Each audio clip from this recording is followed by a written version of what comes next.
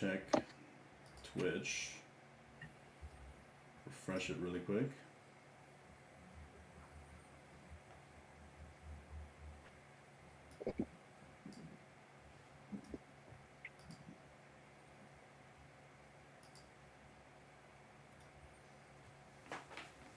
Seems a little bit slow.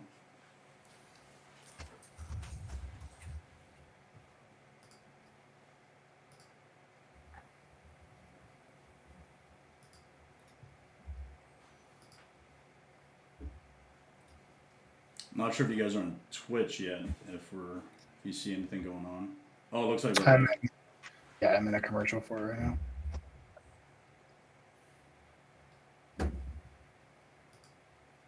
Oh, dang. Okay. Need to turn this off.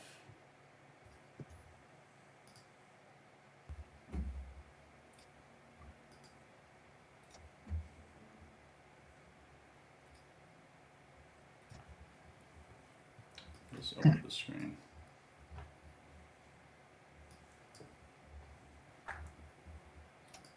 Oh, there it is. Okay, perfect. All right. Let's do this. Hello, and welcome back, everyone. This is episode 11 of The Grindstone. Apologies to our viewers. I had been busy with work, so there was a 4-week delay to getting back on the stream. As always, I am your host, Greg, the painter's servant, representing both the military and alters communities as a member of the Commander Advisory Group.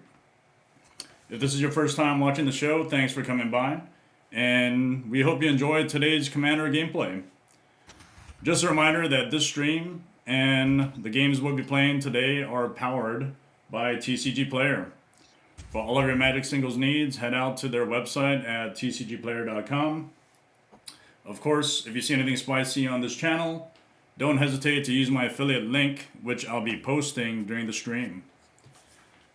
So, let's get right into some quick introductions.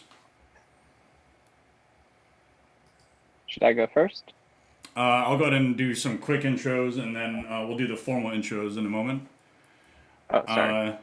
First, we have Jake, fellow Army guy, and my brother from another mother. Welcome back, Jake. Always a pleasure. Thanks, Greg. Appreciate How's the fam, bro? How's the fam? They're good. We got, as you know, I got 6 kids, and they're all running around being crazy. So just normal stuff. Yeah, right on. It's always a pleasure to have you on, bro. Thank you. Next up, we have Guy, alters, artist, and podcast host of the Wizard Staff. Welcome back, dude. Is this your second time? I don't remember. Yes, it is my second time. We played some CEDH games once, and ready to come back and play some cool games with some cool people. Yeah, right on. Yeah, I'm definitely looking forward to seeing some powerful plays, because last time we played CEDH, now we're going to be playing something less CEDH. So we'll see how that turns out. Also really like to see some of your works on the show, if you have any that you're working on. I hope I get to play some, yeah. Hell yeah. And, okay, so finally, last but not least, we have a new guest on the show, Dylan, who's another alters artist, who is representing DJAlters. Welcome, brother. Thank you. I'm super excited to be here, and hopefully I kick your guys' butt. Right on, right on. Okay. So, as usual, I would like to remind our viewers of my 2 primary goals as a representative of the CAG.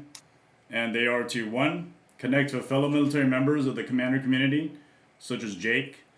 And 2, connect with alters enthusiasts and artists like Guy and Dylan, who not only love the format, but also either work on or own altered cards. Heck yeah. Hell yeah. Let's do this. So, yep, what we're going to do is get right into it. All right. I'm going to mulligan, actually. Oh, wait, one quick one quick thing. Yeah, let's go to Resolve Mulligans if you haven't done that. Oh, my screen just conked out. I might have to refresh. 1 second. See what the deal is there. Oh no, that was you. Like Oh all of a man, sudden we're we supposed got. to resolve mulligans first. My bad. Oh, that's okay. Well, we can do that now. No problem. Cool. Um, We get one free mulligan, or yeah, one free mulligan. sweet. I'm actually good with mine. But we didn't really get into the formal intro, so let's do that right now. Because we randomized in turn order. Guy, you were first. We'll go clockwise. Just tell everyone who you are, where you're from, what you do, and if you're on social media, where you can be found.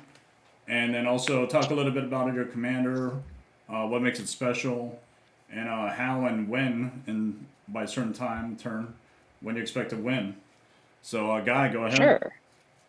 All right. So my name is Guy. I am one of the two co-hosts of the Wizards Staff podcast. We've been around for about 3.5 years at this point. We like to drink and swear and just kind of talk about some of the more. We like to go over topics that we don't see get talked about in Commander as much. And I have been an artist for all my life, and so I started doing alters mainly during the pandemic, which has given me the time and ability to like connect with other people like Greg and the Facebook group that has a lot of like great artists on it. And so today I am playing Avacyn, Angel of Hope, which is the very first commander I built on my own, and it was a huge challenge. One, because 8 mono white, very difficult to do back in the earlier days of Magic, especially Commander. You know, white hasn't had nearly as many good cards as it's gotten in the last couple years. So this deck has really been able to evolve, and the main way this deck wins, to no one's surprise, is I'm going to try and get Worldbringer onto Avacyn, and then just try and swing in, destroy everything, and then pretty much call it game. Right on. Is that, I'm not sure if you already announced it, but is that Tornado from One Punch Man? It is, yes. Tornado. Right on. Nice. Okay. DJ, you're next. Go ahead and introduce yourself. Well, hello. My name is DJ. I am the sole owner of DJAlters because it sounds fancy. I've been altering for about 3-ish years, maybe a little bit more than that. I started right before the pandemic. I started going to like SCG events and stuff, and I started going to local events around here. I'm based in Indiana, and yeah, fell in love with it because I wanted cards. Shout out to Chelsea Reining of the Commander or the Alter Facebook group. She's one of my dearest friends and got me hooked on it, and realized I couldn't afford to do it as much as I wanted to, so I tried to do it myself, and it was a struggle, and it took us a long time to get where we are now. But yeah, overall, super glad that I did it. Today, I'm going to be playing Emiel the Blessed. This is my Rapid Ash altar that I did. And I'm just going to blink stuff. That's what my commander does. It's pretty much just a value blink deck. I win in a couple different ways. Some of those involve a giant army of unicorns. We'll see if that happens or not. And social media-wise, you can find me pretty much anywhere at DJAlters, as well as DJ Does Stuff on Twitch and TikTok. Oh, right on. Nice. I don't think I posted all of the social media that I could find. I wasn't sure if you were on Twitter, so I couldn't put that. I on there. barely use Twitter. Primarily, I mainly just use TikTok for like anything anymore. Oh, And then okay. occasionally I like Twitch stream, but that's about it. Gotcha. Okay. Thank you for that. Jake, you're up. All right. Thanks for having me on here, Greg. Like Greg said, my name is Jake. I've been in the Army for 19 years now. At one point in time, I was a Black Hawk pilot, but now I'm just I'm a teacher at West Point. So, originally from Seattle, Washington. I met Greg at West Point about 3 years ago. Today I'm going to be playing Sefris of the Hidden Ways. It's a new deck I got, and basically the way it wins is I'm going to try to recur as many creatures as I can and swing out and get value out of my dungeons. So usually wins around turn 9 or 10. So I think it's perfect for this spot. Awesome. But thanks again, Greg. Yeah, no doubt, Jake. Yeah. So Jake and we met initially in 2016, and man, it's already been 6 years. But having left the academy in 2019 to be over here in Japan, we still connect. So I appreciate you coming on, bro. Yeah, anytime. That leaves me. Again, I'm Greg Sablon, the host of this Twitch. Originally from the island of Guam, been in the army just almost 16 years now. Currently posted in Japan, doing some good and cool things. Love playing Commander. Been playing Commander basically since I guess you could say 2013, when it I think started to blow up. My deck today is Volrath the Fallen, and it's primarily a Voltron type deck. So if it does win fast, hopefully I get to knock out players one at a time. But it doesn't usually do that earlier than turn 8. So that's the goal of this deck. Just to swing in hard, hopefully unblocked, and do some damage. There are other methods in this deck to control and be able to gain the advantage, but mostly just Voltron. Mama Pig, thank you. Thank you for saying thank you. Right on. All right, that's it. Let's go ahead and make things happen. Guy, your turn. All right. I'll draw. And I will play a snow-covered plains and pass the turn. Scary starts. I will also draw for turn. And mine's not as cold, but I will also play a plains and pass turn. Yeah. Nice. All right, draw. I will play a Arcane Sanctum tap and pass the turn. Drawing. Playing a Myriad Landscape tapped and then pass. All right. Draw. I will play a Homeward Path. And then I'll pass the turn. Okay, drawing. Let's play another plains. And then I will cast a Charming Prince. And when it enters, I will choose to scry 2. DJ, I think in the pre-game discussion, probably not while we were live, you talked about your lands or some of your deck borders. Yeah. Borders. You want to talk about that a little? Sure. So let me fix this real quick. This was something that I just thought was kind of fun because white borders get really dirty after a while. Mm-hmm. So I just painted the plains with yellow, and if a 4 shows up later, they're green. Right on. You could actually, you don't have to invert your cards when you show them. You could just have it plainly shown, upright. Oh. Yep, like that? Yep. So spell table and the mirroring of webcams, it doesn't quite, get user friendly, but once we figure it out, it's good. So yeah, you're good. Gotcha. Awesome. And then I'll pass my turn. All right, untapping, drawing. Let's do a Port Town. I'm going to play untapped because I have a plains in hand. And then I'll pay 1 for a immovable rod. And then I'll pass the turn.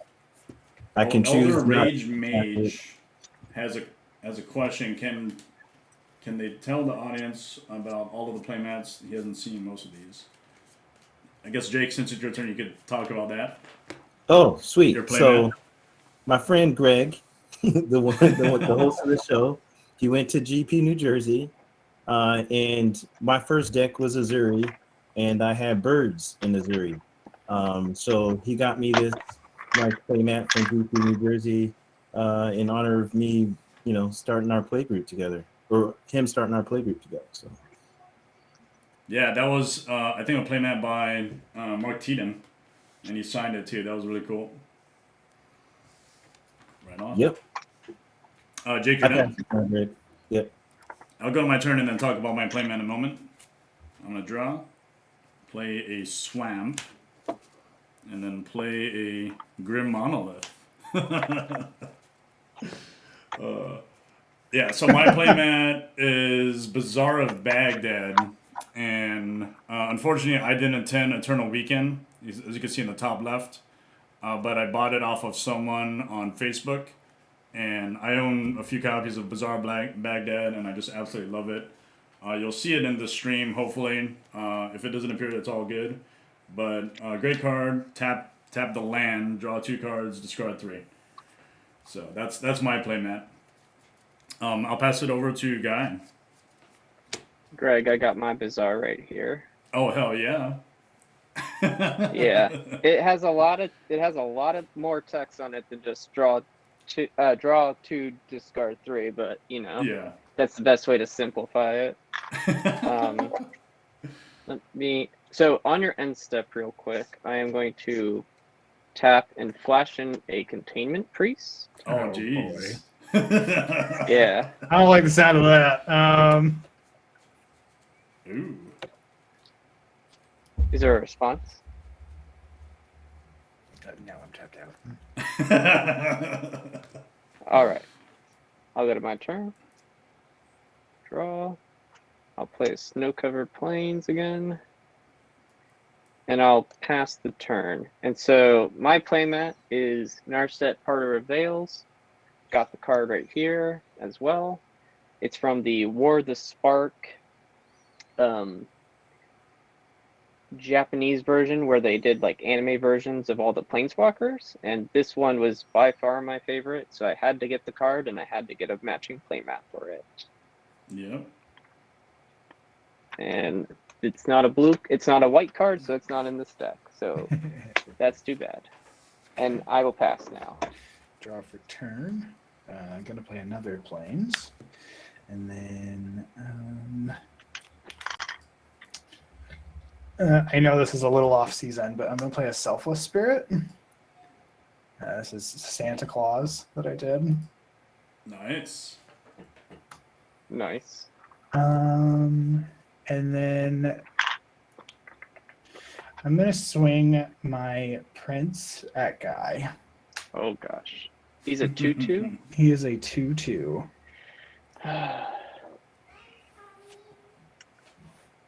I think I'm going to take the 2. Okay. And then I'm going to end my turn. My playmat is just from Amazon. I'm really into Eastern Asian watercolor and architecture. That's why I tend to paint it a lot. Although ironically, I don't think I have very much of that in this deck. But this just spoke to me. I like the colors. But yeah, it was just on Amazon. It was nothing fancy. Right on.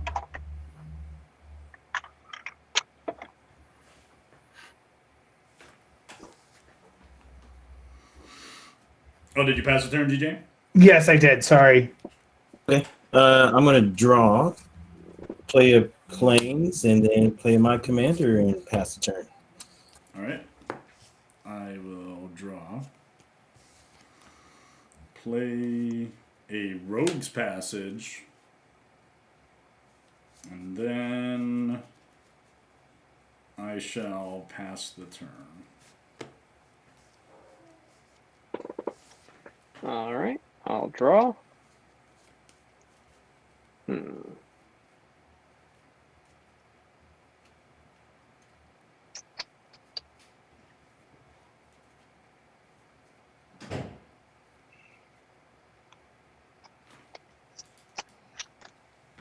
See.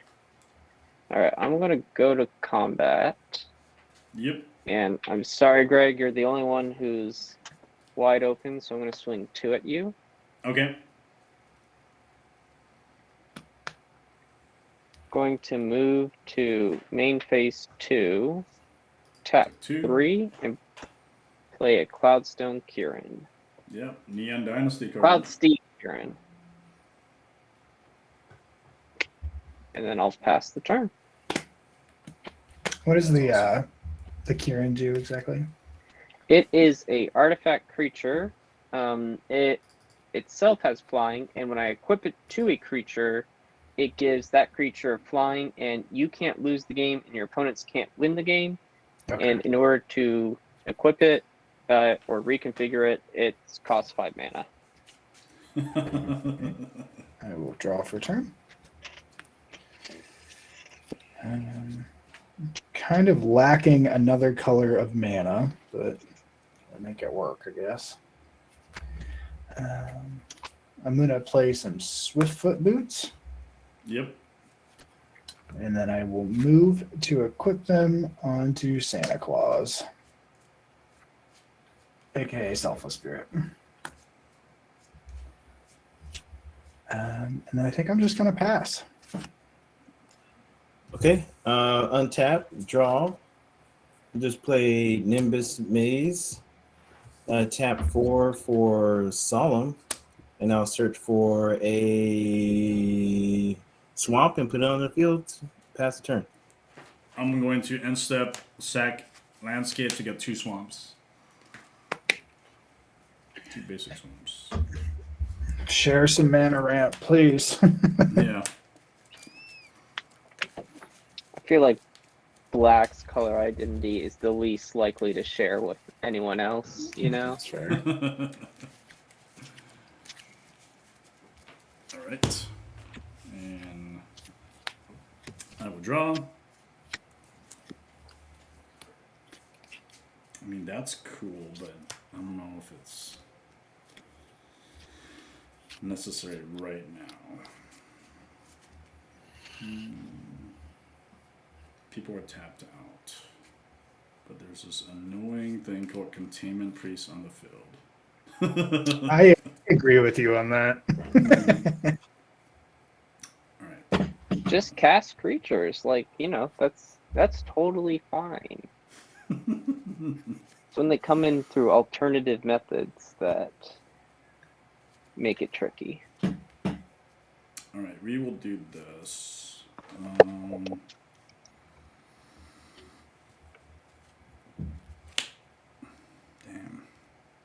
Okay, Wasteland.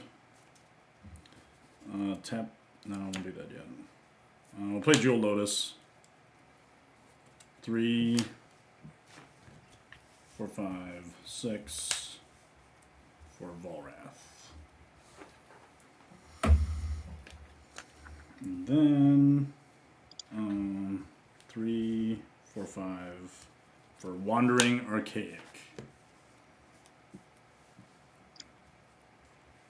And then I will pass the turn. Ooh, some good plays. Alright, untap. Draw. I'm going to play Snow Covered Plains.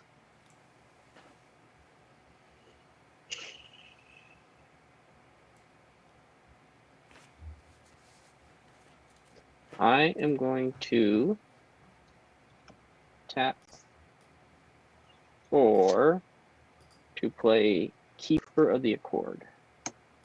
Keeper of the Accord.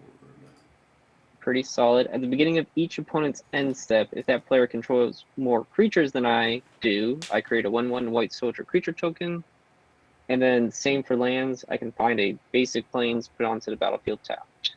Oh, that's legit. It is pretty legit.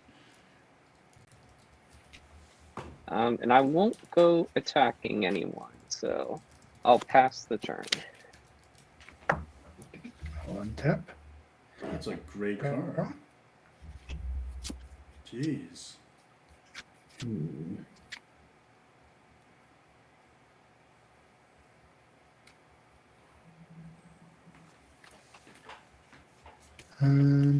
Yeah, that's all I got for right now. Go ahead. Okay, I'm gonna untap here, draw, and then play a Gaia Reach Sanctum. and then pay 2 for an arcane signet, and then pass the turn. On your end step, because you control more lands than I do, I will get a basic plains tapped. All right. Damn, that's at each opponent's end step. That's legit. Okay. Grimalith doesn't untap. I'm gonna go ahead and draw.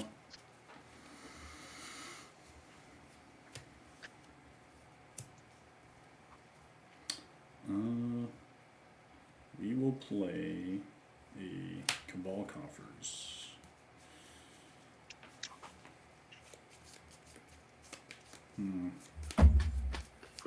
Stuff.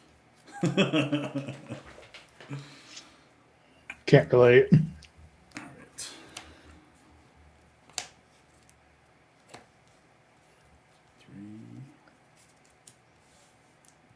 Three. 4 to make it unblockable. That's not very good.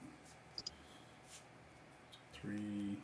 Actually, we'll try this. 3, 4, 5, 6 for a Bolas's Citadel. And this is why Containment Piece might just be shitty for me. Let's take a look at this. Ooh. I will keep that on top, obviously. I'm going to go ahead and play it. It's a Demonic Tutor. And I'll lose 2 life. Damn.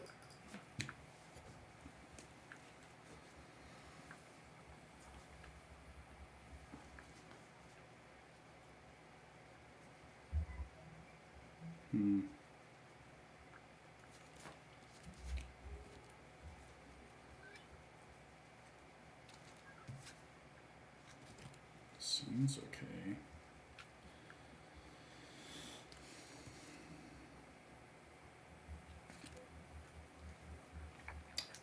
Let's choose what to choose.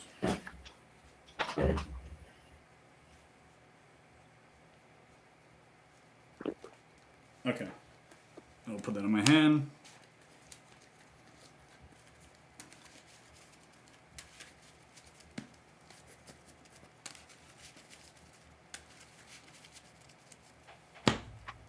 And I'll look at the top.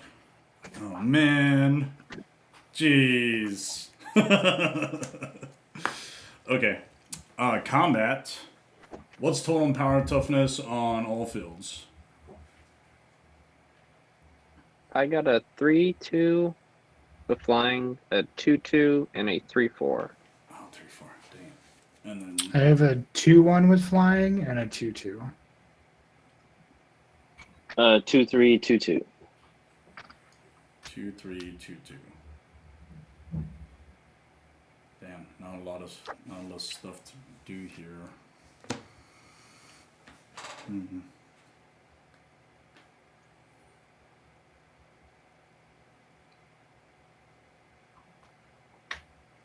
Thinking. Yeah, I'm just gonna pass the turn. All right, and you have 6 lands? I do. You could trigger. I do.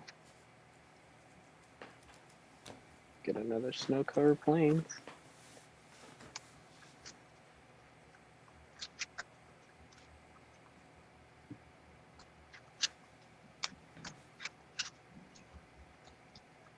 All right. Untap. Yep. Upkeep. Draw.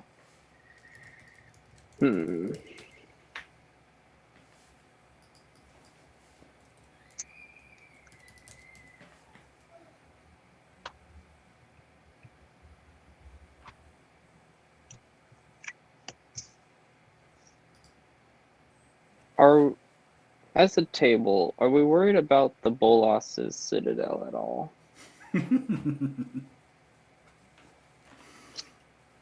Like, would it be better if someone got rid of it? I am in no position to make friends or enemies, so I'm going to stay politically neutral on this one. Okay. So he's got 36 life, and all he needs is like the Doom. You know what I'm talking about. The artifact to blow everybody up for 50. Oh, Aetherflux If he- Reservoir. Unfortunately, gets that is that- not in this deck. Oh, okay. Then And no I don't- Sensei's Divine Top. Then yeah, he doesn't have any manipulation yet, so I'm not too worried right now. Okay. I feel like that kind of gives away that I might have something here. Let's see. I don't want to not do anything though. So I guess I'm going to attempt to cast Fateful Absence, which has destroy target creature or planeswalker its controller investigates. I'm going to target Volrath. Yep. So I will investigate. Yes.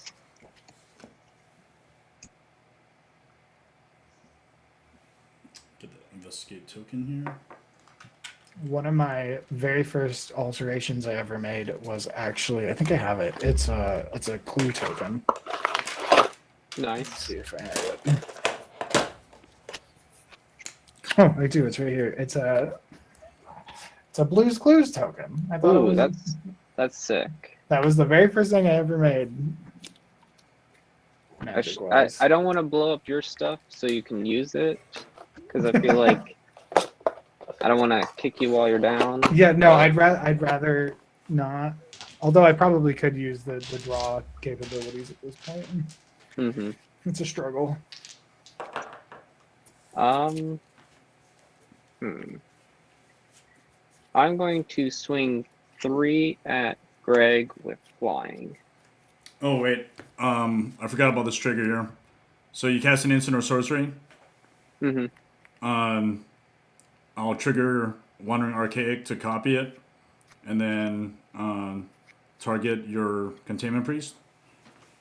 And if Ooh, okay. you can pay 2 to prevent that. No, I'm not gonna pay the 2. I'll take a clue token for myself. That sounds good. Okay. Woohoo! And then there's 3 coming at me. Yeah, 3 in the Flying. air. Yeah. Okay.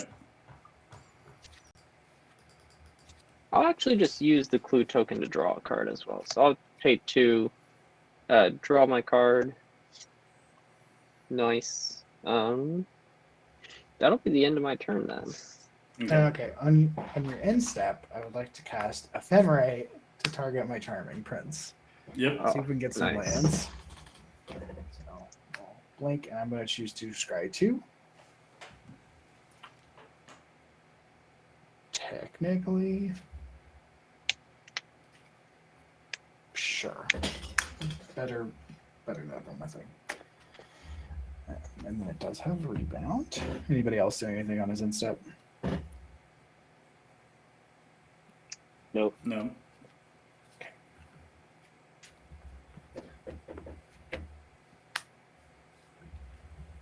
All right, so untap, and then on my upkeep, I will go ahead and cast this again. And we'll do the same thing.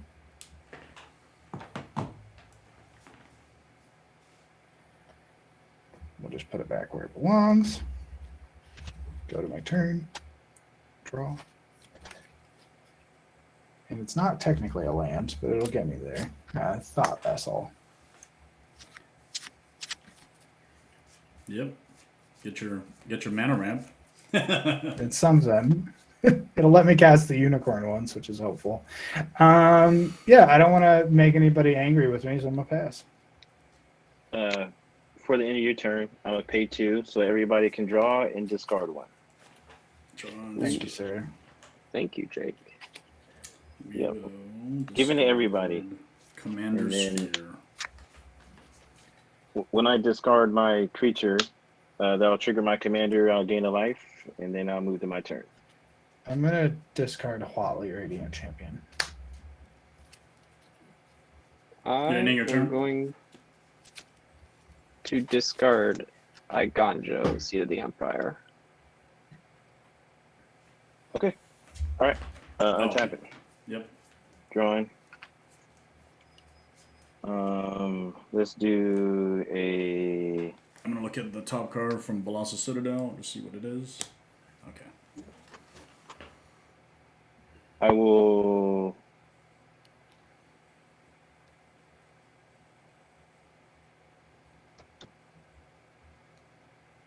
I will Chaos pay Reaper for. in the chat. I'll pay for to tap my immovable rod to tap down the Wandering Archaic. Hell yeah. And then trigger, I'll enter the dungeon again and I'll scry 1. I'll put that on the bottom and then I will pass the turn. Okay. And then I won't be able to untap, right? Yeah, it loses all abilities and can't attack or block. Okay. I'm gonna go and draw.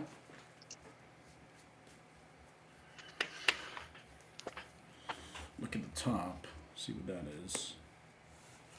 It says I may play the top card of my library. Okay.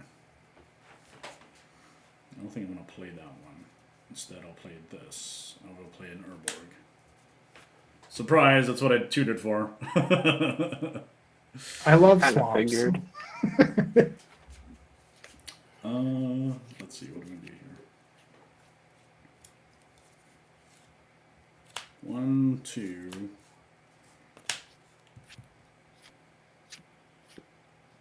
Let's see, 3, 4, 5, 6, 7. Just an FYI, we are at turn 6. 7. Let's do it like this. 7 for a Meteor Golem. And on ETB, I would like to smack the Cloudstill Kieran. Ooh. Okay, so 3, 4, 5, 6, 7. So that paid for the 7. I will tap this for 3 for a Rings of Brighthearth.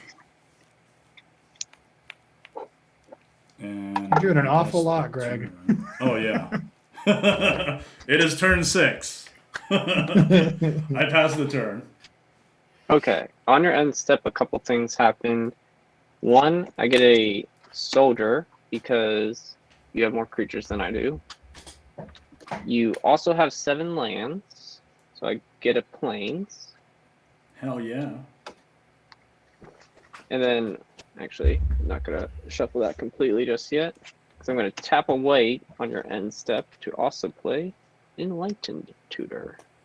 I'm going to Oh, dope. copy that with my Wandering Archaic. Oh, no. It loses abilities, right, Jake? Yeah, that's correct. Okay, so I no longer can copy things. Good one. Yeah, I just wanted to be able to cast spells without worrying about paying 2. Yeah.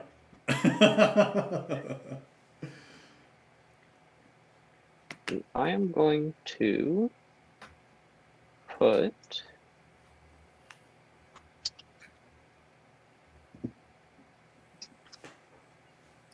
I love your Worldly Tutor, by the way. Is that Enlightened? Enlightened Tutor? I love that. Enlightened Tutor, yeah.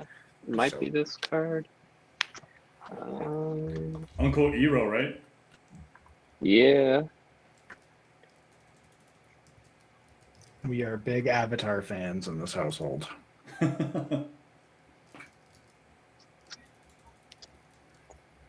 Yeah. All right, I'm going to get that card. I'll reveal it in just a sec. I don't think it'll come as a surprise. It might be pretty... World Like, Slayer. oh, yeah. Oh, it's not World Slayer yet. Don't worry. Because in order to, want to play World Slayer, we got to get Avacyn out. So I'm putting Jeweled Yes. Lotus at the top. All right, so untap, upkeep, draw. I'll draw the Jeweled Lotus.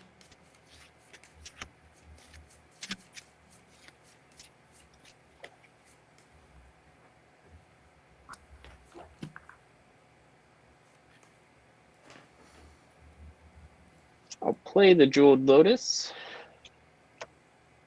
We'll tap like this.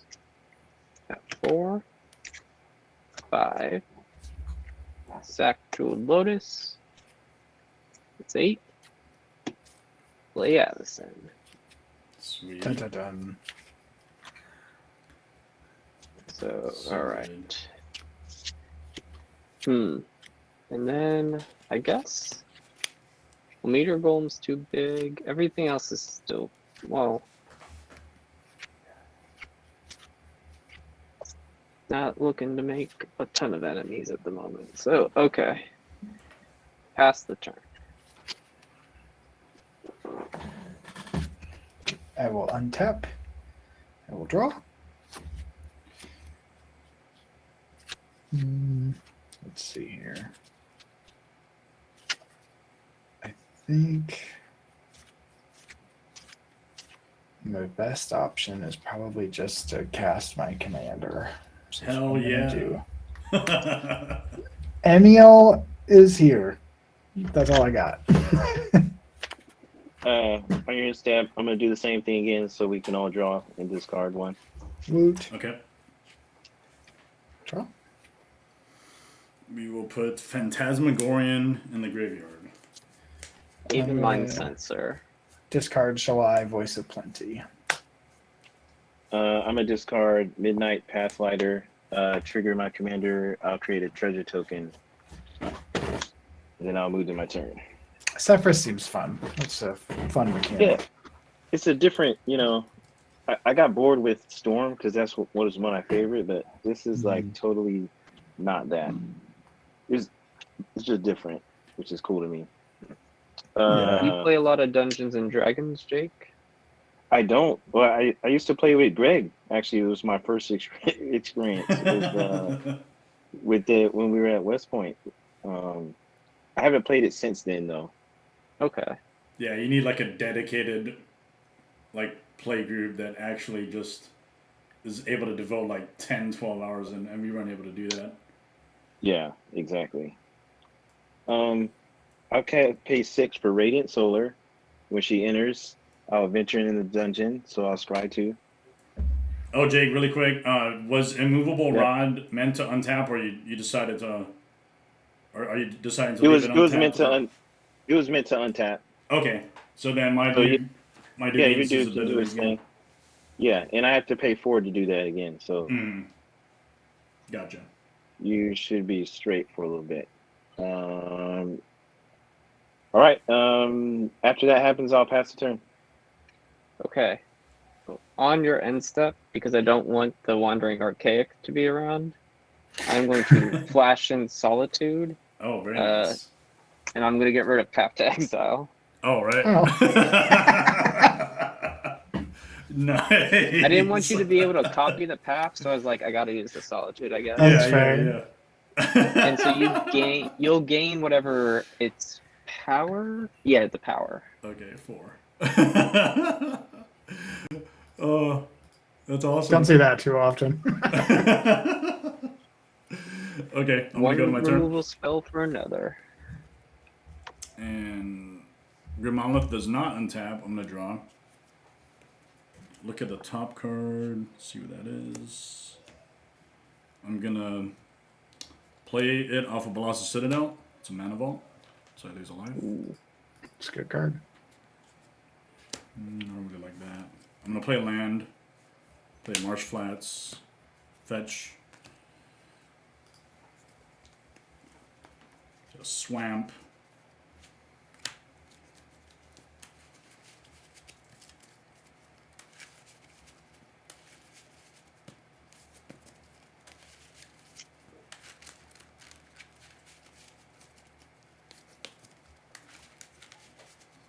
Alright, take a look at the top. No, why? It sucks. Alright, let's do this. 1, 2. 1, 2, 3, 4, 5, 6, 7, 8. 8 black. 8.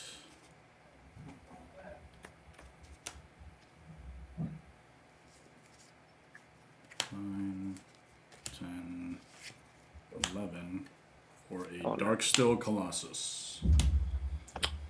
That's a card. Okay. I will pass the turn. Okay, and I think you have 8 lands, right? Yes. All right, I get a Can you go Plains. to top again for Blossom Citadel? You have 2 creatures, so I will not benefit from that.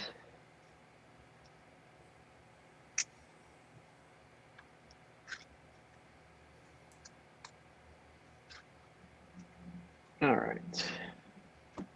So untap, upkeep, draw. Oop. I'm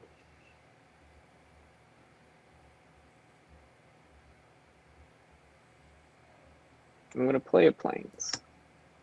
So now I got a lot of them. So I know you told me to take out, like, the mass land destruction stuff. So this is what I replaced it with. And I don't think it's not probably good for anyone at the moment, especially with Avacyn out. But I'm going to play my Platinum Angel. Yeah. Spicy. Spicy. No doubt. Great card. Totally acceptable. Yeah. 1, 2, 3, 4, 6, 7. Yep, tapped out or tapped 7. This will unfortunately make Keeper the Accord not get me my triggers as much anymore. That's okay. Man, I think that end step trigger is so good on Keeper. it is. I'm gonna have Avacyn come at you, Greg. Hell yeah. For 8. Alright, She's and got Commander Flying, damage. Vigilance, and Let's update Indestructible. that. Okay. Commander damage noted. That'll be it for me. I will untap. Withdraw. Well, it's a land. It's not a green source, but it's a Capital Township. We'll take it.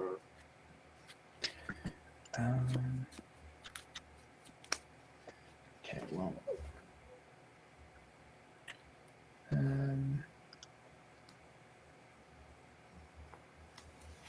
I'll wait on that. I don't really think there's a point to that. I'm going to pass. On your end step, guess what I'm going to do? I'm going to do the thing again. Right, everybody's going to draw. And, yeah. I'm going to discard a Swamp. I'm going to discard Grasp of Fate.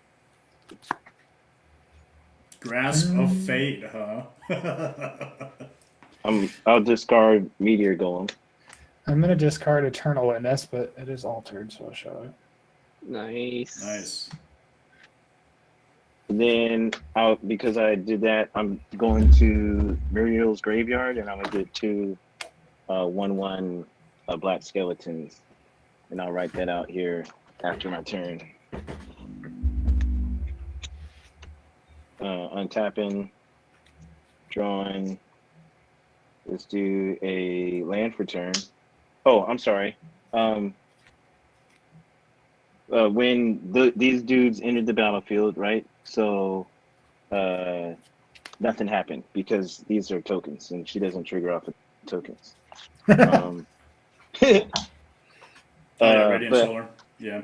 Yeah, but he's going to enter the battlefield. It is going to trigger her, and then I am going to scry 3.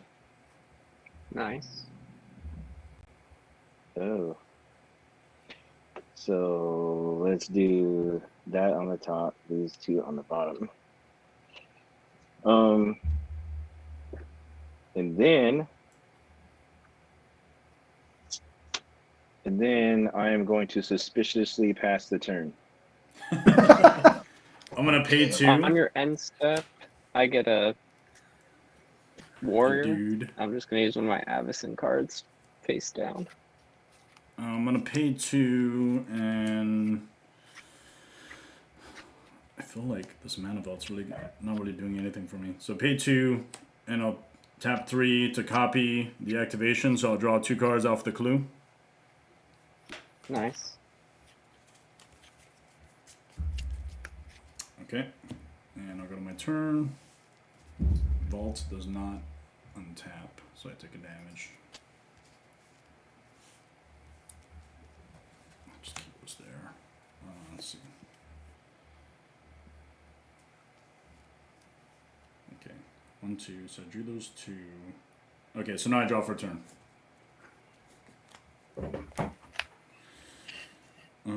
Let's look at the top. That's kind of cool. First, let's play a Volrath Stronghold.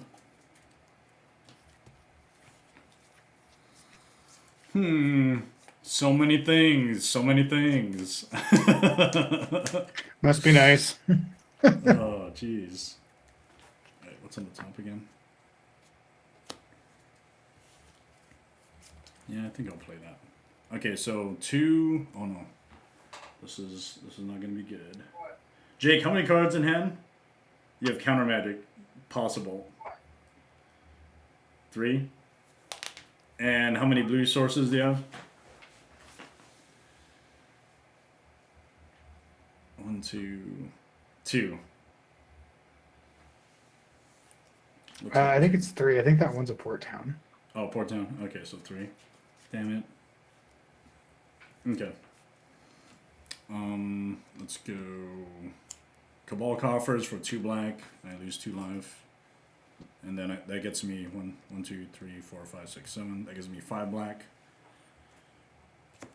Oh man. What to do? What to do? 5 black. We use 2 of it for this, so I have 3 black left. And I get 1, 2, 3, 4, 5, 6, 7, 8, 9. So 12 black total. First, we will. Okay, everything is currently indestructible on your side, right? Correct.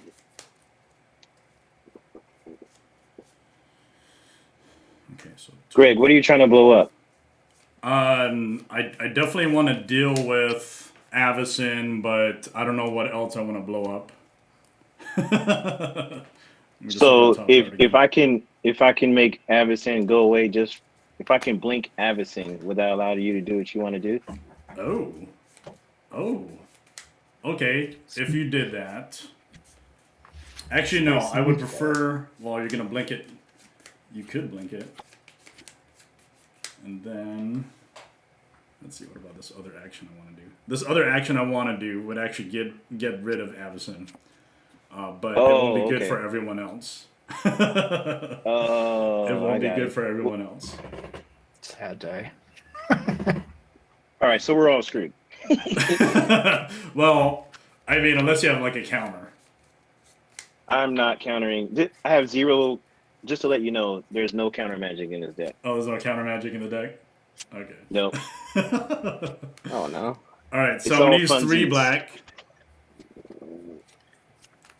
to play a Toxic Deluge. Ooh. And I'll pay.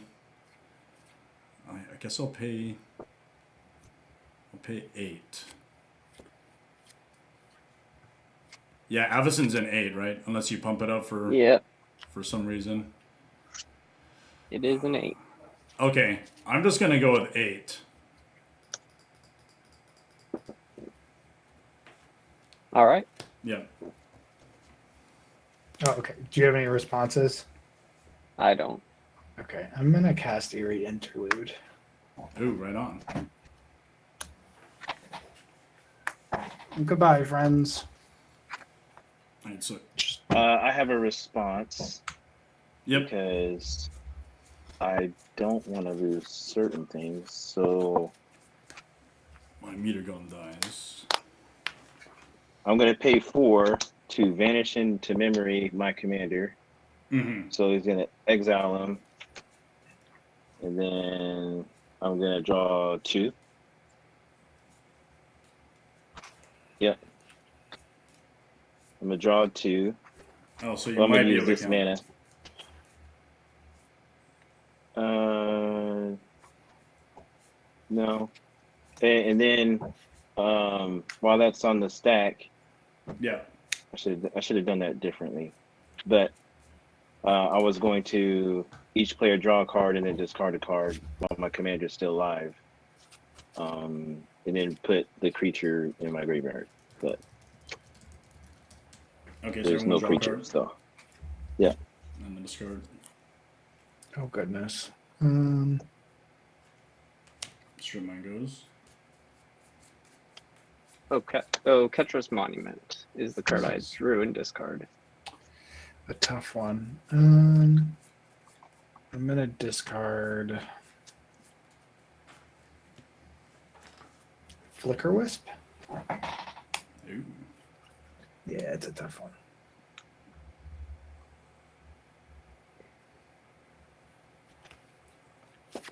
Okay. Then all my stuff dies. Okay. All right, all my stuff dies too. All right, I still have 9 black left. And then My trigger dark still is a Solemn. 3/3 right now. So I have 9 black left. I'm going to play a Void Winnower. Ooh. Let's see what top card is. 2, 5, 8. And I'll play Volrath again. Combat will spread the love. Jake will hit you for 3 since you're the highest life total. Yep. Is that infect? I forgot. No, it's regular. Just gonna look at the top. Okay. Let's see. I will play the top card of the library for 4. It's a Disciple of Balas. 1, 2, 3, 4. Oh, actually, that's not good. Forgot my dark still is only a 3. That's actually kind of lame.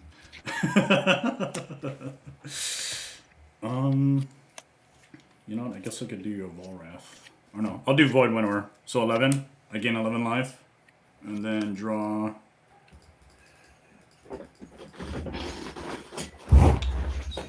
11 life. And then I draw 11 cards. 1, 2, 3, 4, 5, 6, That's a lot of cards. Yeah, it is. 9, 10, 11. Like, I'm glad Void Winnower's gone. I was about to be like, gosh, I don't have many cards now. You know, when I lose Avacyn, it kind of backfires on me a lot. And now Void Winnower, so I guess Yeah. we gotta take the goods with the bads. All right, let's look at the top again. Okay. Let's play a Mana Crypt. Tap this for 2 for a expedition map. And I will proceed to go to my end step and then discard. Also on your instat, my homies come back. Thanks to Eerie Interlude. And when Charming Prince enters, I will once again scry 2.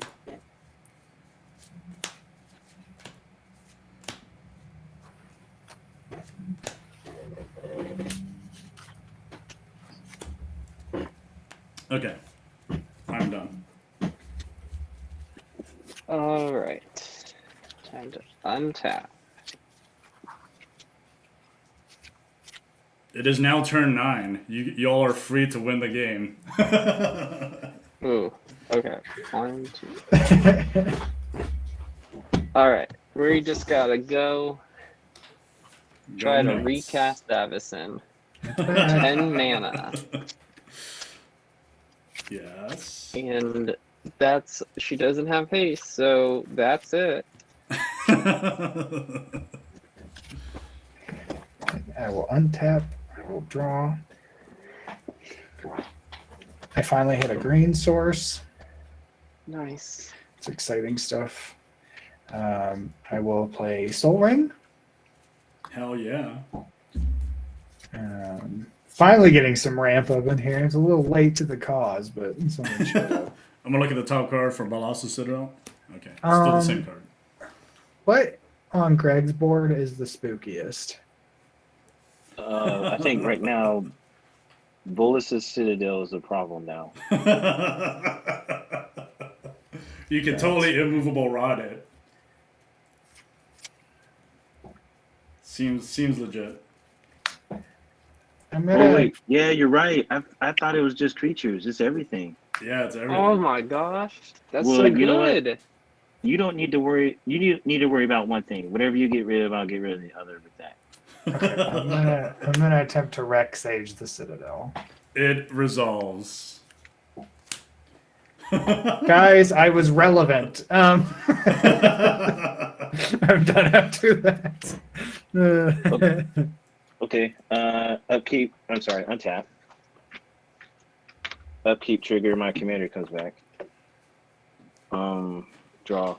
And then I think you discard cards, Jake. Oh yeah, Vanish. discard. Lightning Greaves, Expanse, and Thriving More. And then I really need that thing to do one more time. So I'm going to pay 4. Still leave me enough. Yeah, I'll pay 4 for Factor Fiction. Mm-hmm. So let's reveal the top 5. So 1, 2, 3, 4, 5. Okay, and then let's choose DJ. Oh gosh. What is everything there? It's kind of hard to see. So I got Plains and Island, Evolving Wilds, Milliken, and then Borrowing of Clan Under.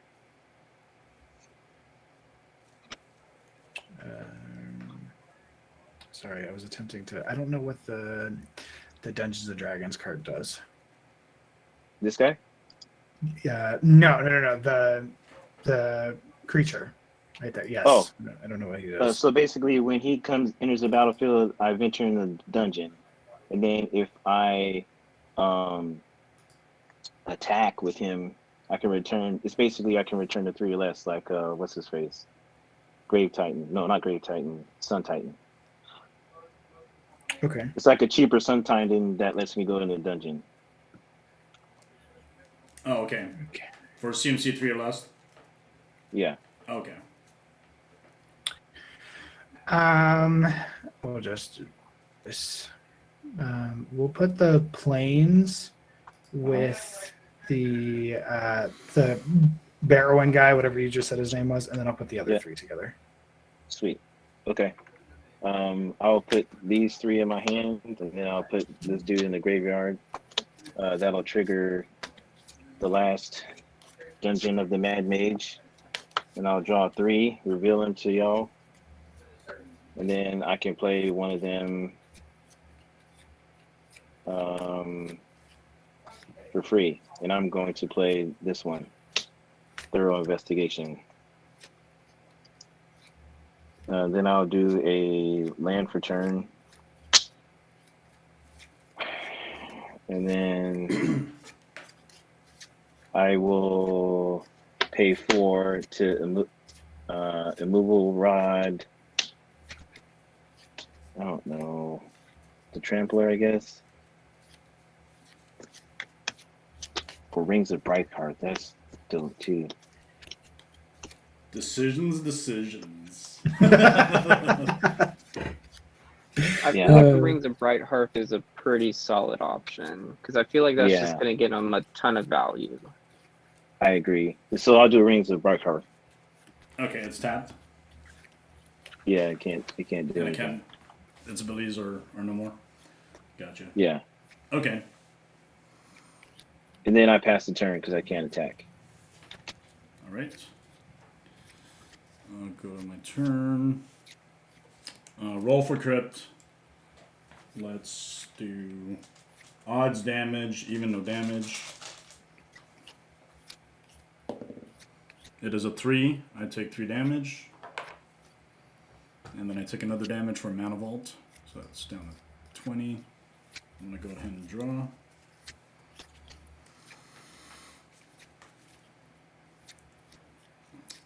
First, let's play Shizo Death Storehouse. Oh man, I can't copy stuff with Rings of Right Hearth. Oh, can we move back one? Can I do one take back seed counter? Okay, I just will missed it the affect the trigger. game state, or do you have an action? It won't affect none of y'all boards. It just allows me to activate because I completed a dungeon. Oh, okay. So you had that trigger. It was supposed to happen. Yeah, and it's not gonna do anything to y'all. It's just gonna let me bring back the Radiant Solar. Okay. You guys are okay with that? I'm okay with it. Yeah, I'm fine with it. Okay. Yeah. And then now you get to go in the dungeon, right? Yeah. Or no? Okay. Yep. Cool. So Shizo Death Storehouse is out. Let's do this. 1, 2. Actually, no. Yeah. 1, 2, 3, 4, 5, 6, 7, 8, 9, 10. 10 black. First, we'll use 2 black to discard Phyrexian Triniform to Volrath. So he's a 15/15. Oh, I forgot about all that. Yeah. And how many black do I have left? 2, 3, 4, 5, 6, 7, 8, 9, 10. 10 black. So I have 8 black left. Balasa Citadel is gone. Snap. Whoopsie. I will tap 2. So 2 colorless plus the 8 black. I'm not going to use it just yet. So 2. I'm going to use 1 colorless and a black. So I'm down to 7 black. I'm going to do Breaker of Armies on him. So that's another 8. So he's a 23. That's a big boy. 23, 21. I'm going to use 1 black to make the legendary creature gain fear. And I have 7 left. 7, 8, 9, 10, 11, 12. And we'll encore Phyrexian Triniform. And it says, exile this card from the graveyard for each opponent, create a token that attacks that opponent this turn. If able, they gain haste. Sacrifice them at the beginning of the end step. So I get 3 of those dudes. Guess I didn't really have to do that. So 3 9/9s. And I'll go to combat now. Gaia, I feel like I need to come at you with Volrath. And then one of the 9/9s also go at you. Totally. And then the other 9/9s go to each other opponent. And we'll get the Colossus also at Jake. So these are 9/9s. I'm dead. For sure. That's 23 commander damage. I'm out. Goodbye. I will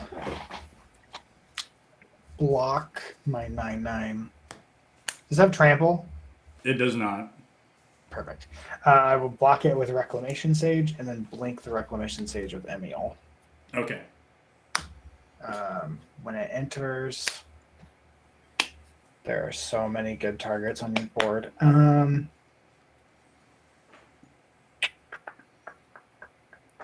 I guess you could kill Rings and then Jake could tap down my Volrath. Valid. But just an option. Valid. Yeah, we'll go that route to start with. We'll just blow up the rings. Okay. All right. And then Jake, your blockers? I took it all. Oh, you took 20? Yeah. Okay. Damn. These things get exiled, and I go to my end step and pass. Okay.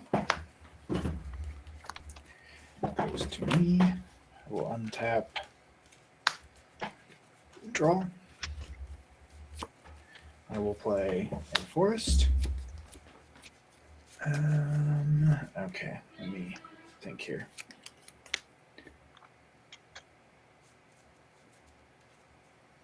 The movable rod is so good. It's dope, ain't It is. it? You could also hit lands. You could also hit lands. So like the Cabal coffers, you could smack my Cabal. Oh yeah. I am going to move to combat, Yes. and I am going to swing everything at you, Greg. Okay. How much is that? Currently it's 10, Oh, damn. but I'm going to hold priority and cast a Chroma's Will Oh, my God. to attempt to kill you Oh, my God. for 20. All right, I need to look at Chrome as well. Does that make it flying?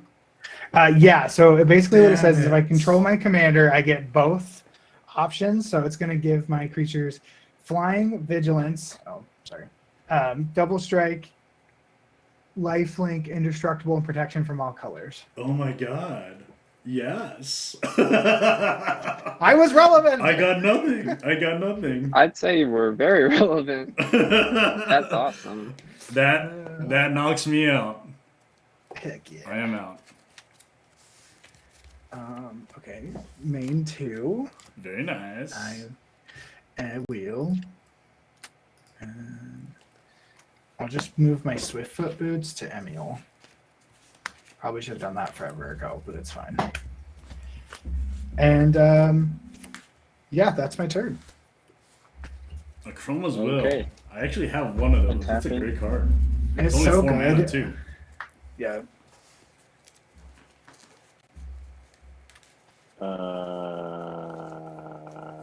How does it feel to be murdered by Santa Claus? That's the real question.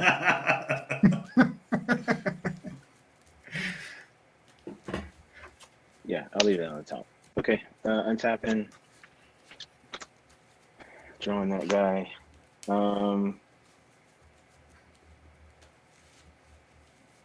So I will pay 2 for Magus of the Bazaar.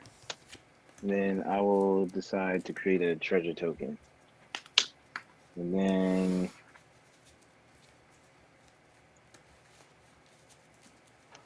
I'll pay 2 for Milliken. And then I'll tap it, float the colorless, and then mill 1. Darn. I guess that's just that then, is it? Santa Claus, what is he? He's like a... He's a selfless spirit. He's a 2/1 with flying, and if I sacrifice him, I give my creatures indestructible. Oh, wow. And do you have to pay anything to sack him, or you just sack Nope, him? you just sack him. That's dope.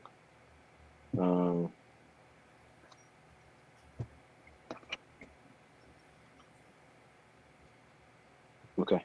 I'll go to combat, and I'll swing at you with Radiant Solar. Okay. Hold on. How big is it? It's just a 3/6. It's a 3/6. It's got lifelink. Yeah, I will attempt to do nothing Okay. and take 3.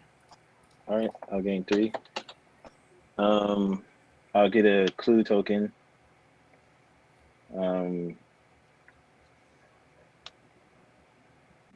I will sack the clue token. Yeah. let's do this. I'll sack the clue token, and then I'll go into the dungeon. I'll scry 2. And oh man. Then I'll pass the turn. Okay, on your end step, I'm going to flicker my Charming Prince with Emiel. And when it enters, I will scry 2. Oh, I forgot to drop from my clue. Yeah. That is really funny. Doesn't really matter which one I do there, so we'll just do that. Okay. My turn. Draw.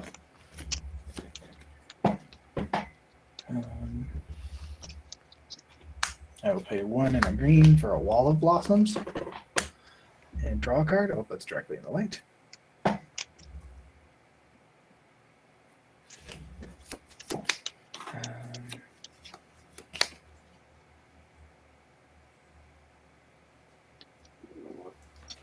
much mana do I have? Is the real question. Just enough. Okay.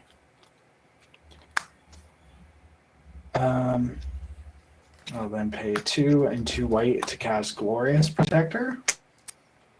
Yeah, when it enters, I will target my Charming Prince, Reclamation Sage, and Wall of Blossoms. Elder Rage Mage on the chat. How often do we stream?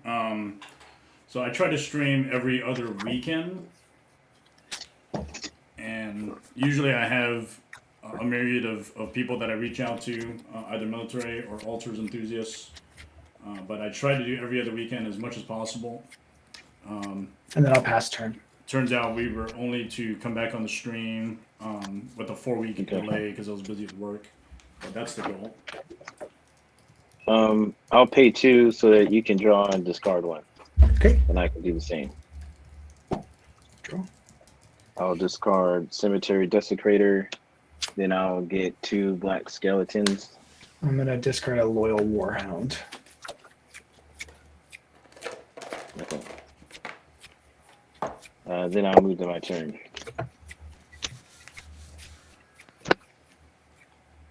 Draw. Land for turn.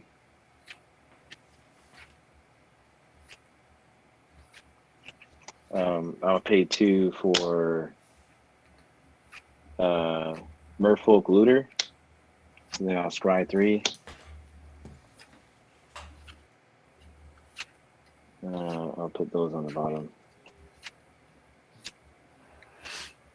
And then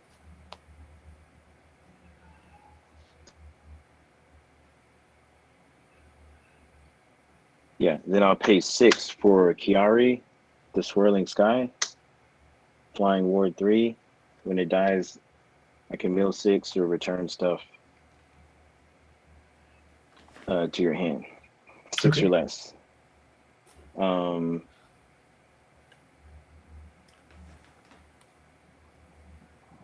Okay.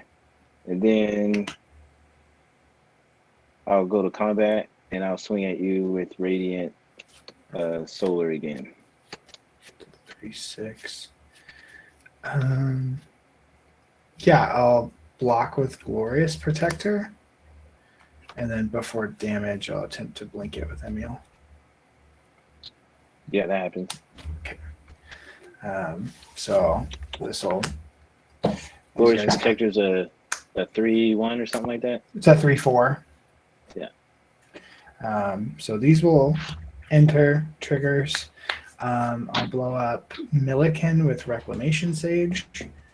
I will scry 2 with Charming Prince.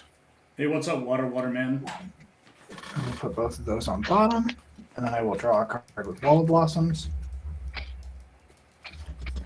And then Glorious Protector will enter, and I will once again pick these 3 to put under Glorious Protector.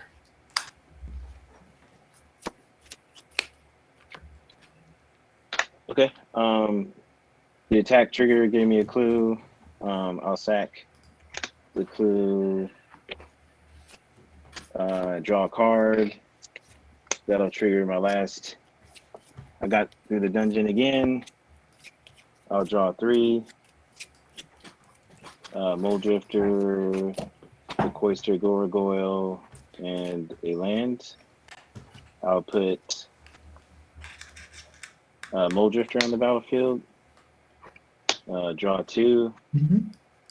That'll trigger Sefris. And then I'll bring back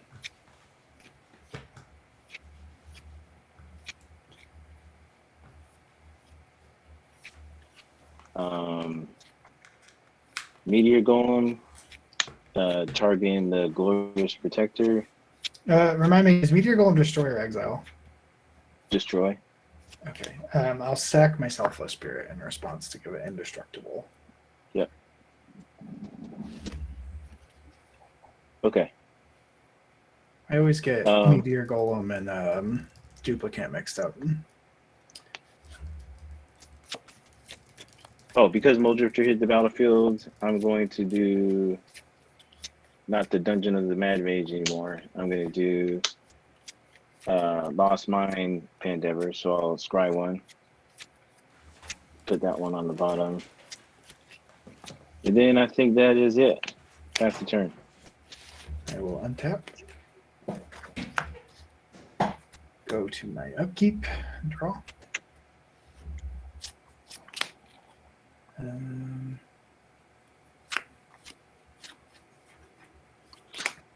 I will float a white mana. Put a Selesnya Sanctuary into play. Bounces to my hand.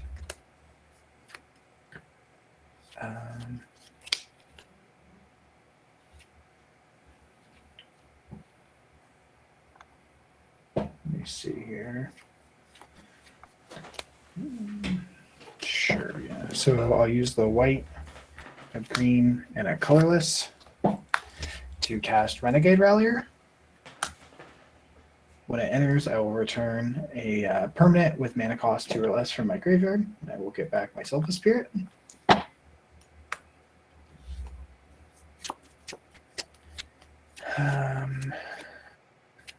How big is everything on your board currently? Because I know you got like a big whale or something, right? Yeah, the 6/6 is the biggest dude, and then she's a 3/6. That's 3/6. Okay.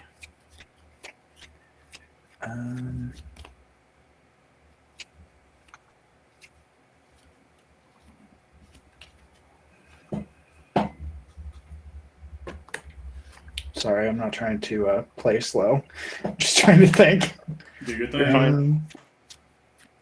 Let's see here. And the whale, does the whale fly? It does. It does. That's really unfortunate. Why don't I do this then? I will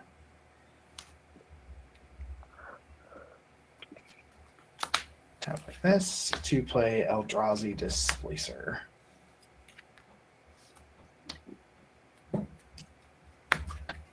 And then I will pass. Okay. Before you're in step, Mm-hmm. I'll tap him to draw 2, and then discard 3. So I'll discard Keeper of the Cord, Burnished Heart, and Darkwater Catacombs. Then I will create a treasure token as I venture into the dungeon, and then I will move to my turn.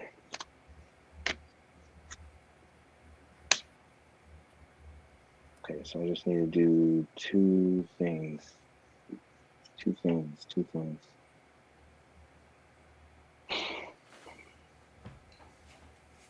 How can I do it? Oh, okay, that should work. All right, so I'll pay 1 to cast Entomb. Okay. I'm going to grab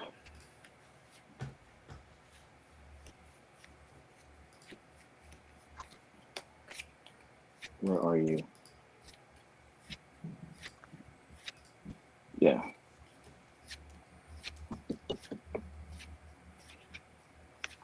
Torgar.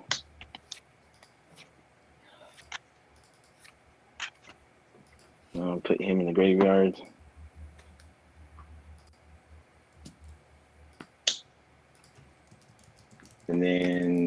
when that happens, I'll trigger, and then I'll gain one, you'll lose one.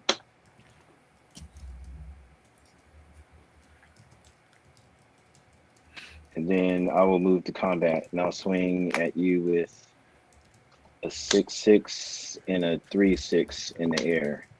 Okay. Trigger, I'll get a clue. Okay. I'll block the 6/6 with my Glorious Protector, and then before damage, I'll blink it with Emiel. Okay. Then I'll pay 2 to sack the clue and draw a card. That'll trigger Torgar, and then he'll enter the battlefield, and then I'll have you go down to 20.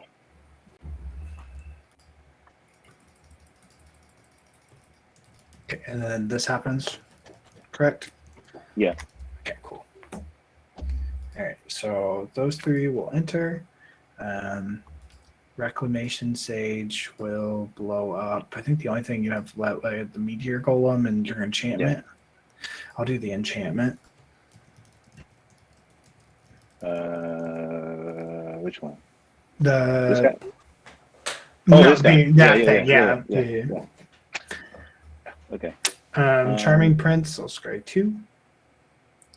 I'll put those both on bottom, and then I will draw with Wall of Blossoms. And then Glorious Protector will enter, and I will put those 3 plus Renegade Rallier under it.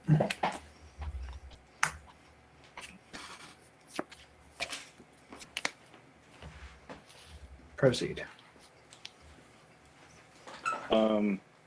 So when he came into the battlefield, I complete the dungeon.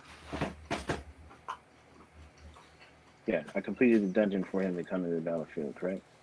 Yeah. But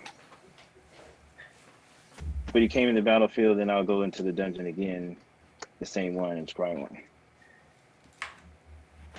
Jake, is that a pain tab or a ranger tab? What is that on the dungeon? It's just you know, they used to have these tokens that give it trample. Remember that one commander that came out and they were like, hey, let's give it like tokens. Oh, like the mutate commanders? Yeah. I got you. Looks like a ranger tab. It does, doesn't like it? A mini ranger tab. Then I paid 2 for reassembling skeleton. And then what would I want to bring back? I need to bring back something to give me.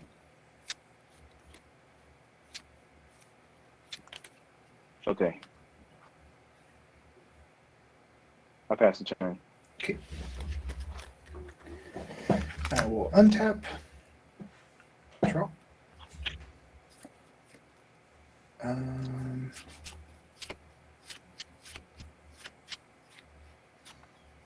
I mean, technically that does work. Okay, so yeah. So I'll play Plains. And then I will make a white and a green. And I'll tap my Soul Ring. And then I will play Felidar Guardian. Mew. It is Mew. Isn't that cute? Nice. So when Felidar Guardian enters, I will target my Glorious Protector. Yep. So it'll leave. These will come back then. That's legit. I will blow up the rod, I think, this time. Yep. I will draw a card off of Wall of Blossoms.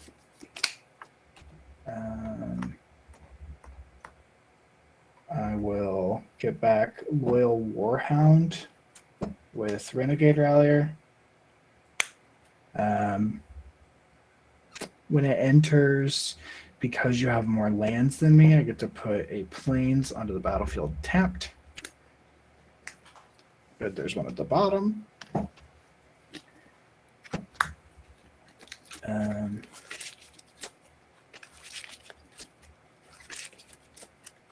Low Warhound. That's kind of like White of the Night Orchid, right? Or Night of the White. Yeah. Mm-hmm. Correct. All right. And then I will, what do I want to do with Charming Prince here?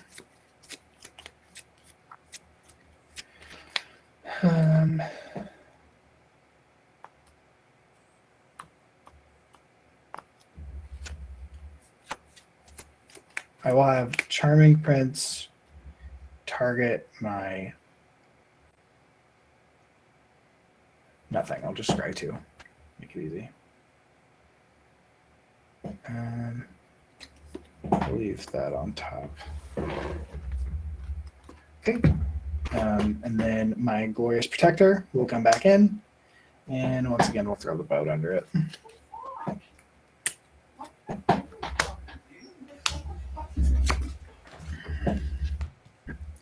Right. And then unfortunately, I still don't think I can get through. How big is your Torgar guy now? He's big, isn't he? 7-6. 7-6. Yeah, that's a lot. How much mana do I currently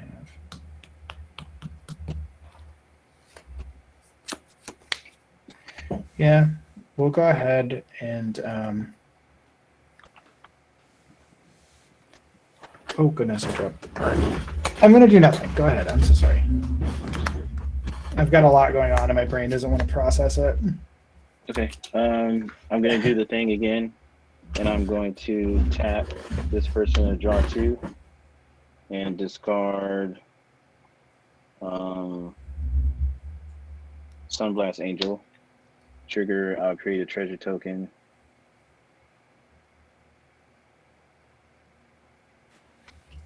And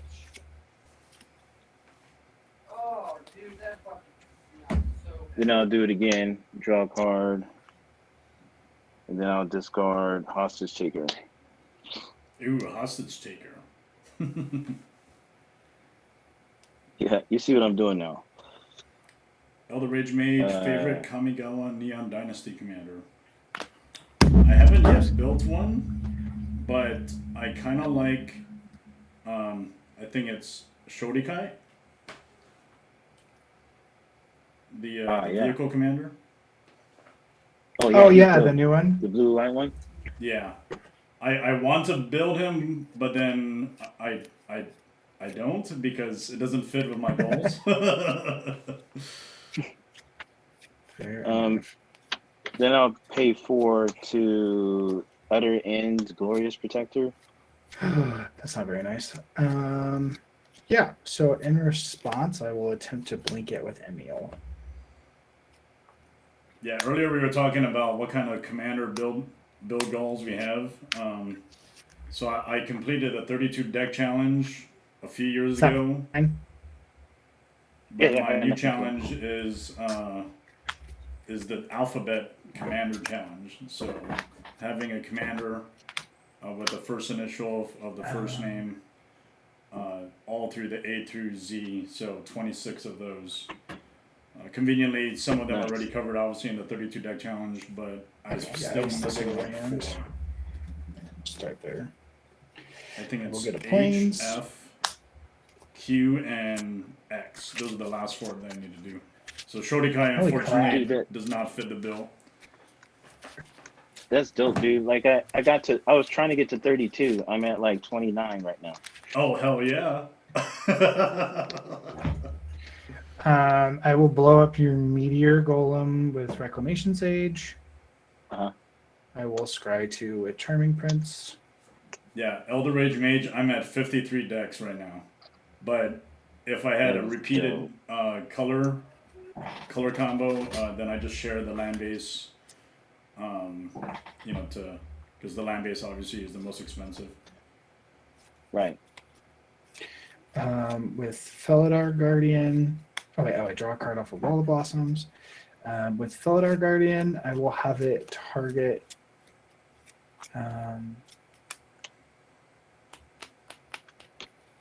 Charming Prince. So Charming Prince will blink when it enters. I will then have it target my Felidar Guardian. So my Felidar Guardian will be gone until the beginning of the next end step. And then my Glorious Protector re-enters the battlefield, and I will once again throw the army underneath it. Question is, do I use proxies? I actually don't. But if there's any cool cards in decks, they're usually altars, which is the highlight of this channel. So no proxies for me. Okay. I'm not against proxies though. Move to my I turn. just prefer to play the cards that I own. Draw. Land for turn.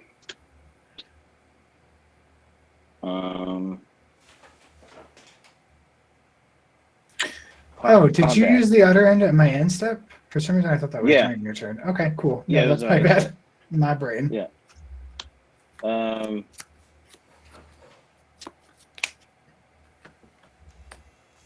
Let's see. Yeah. So I'll pay 2, a black and a white, for Can't Stay Away. Return target creature with mana value 3 or less to the battlefield. And that'll be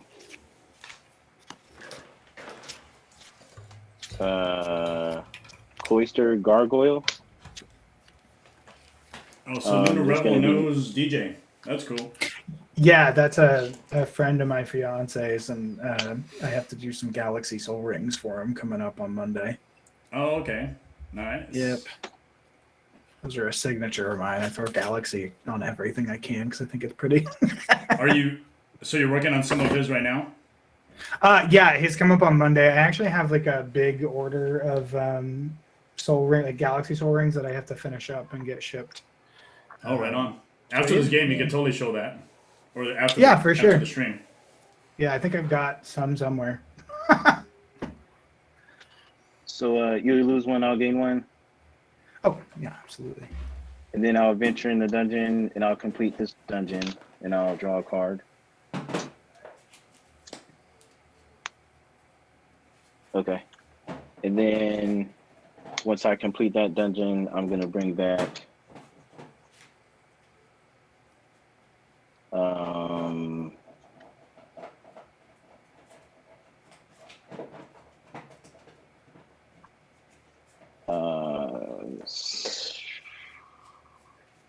no. Meteor Gone. Yeah, let's do Hostage Taker. It's a good card. And then I will exile. What's that dude that's like a Eldrazi? Eldrazi Displacer does the same thing that Yeah. Emiel does, but I have to pay a colorless, and then the creature enters tapped. Eldrazi Displacer can target your creatures. That's the big difference. Ah, cool. Yeah, let's do that. Sure. Remind me again how Hostage Taker works, so you'll get to use it. If I can cast it if I have mana available to cast it, and it can be any mana. Cool. But if you remove Hostage Taker, then you get it back. Yeah, no biggie. Combat. I'll swing at you with Chiari, Moldrifter, Radiant Solar, Torgar, and the 2 black skeletons. What's the biggest thing? The biggest one is the 7/6. He's on the ground. Okay. I will block. Does he have trample or anything? No. Okay. I will block the solar with the Glorious Protector. Emiel will block one of the skeletons, and then Selfless Spirit will block Torgar, and I will sack it to give my board indestructible.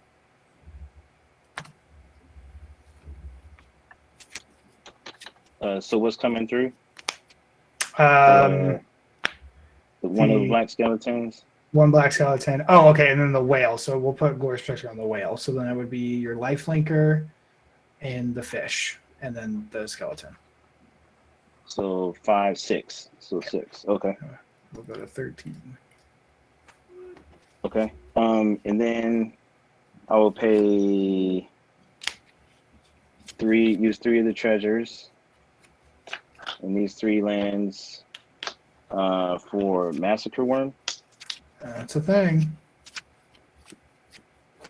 How much does it do when it enters again? What's the neg what? Just -2, -2. Oh, okay, that's fine then. Okay. And then actually no, I want to replay that. Can I do No problem. Yeah, go ahead. Niven Reel? What does that do? I'm so sorry. Oh, sorry. No. 6 is the thing. So it's 1 more, 7 for necromantic selection. Okay. I don't know what that does. Oh, sorry.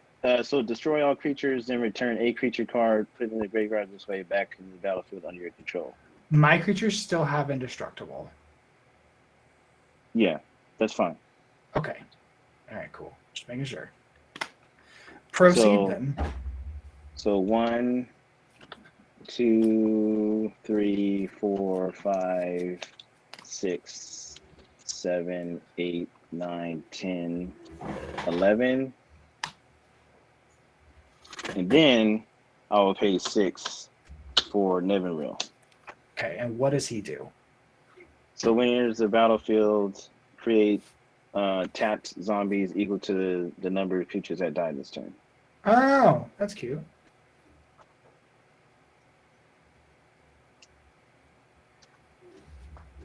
So I'll get 9 zombies. All of the mana and all of the zombies.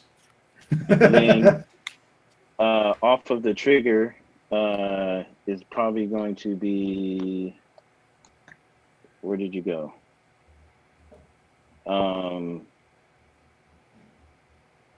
Where did you go? You know, the flying 3/6er.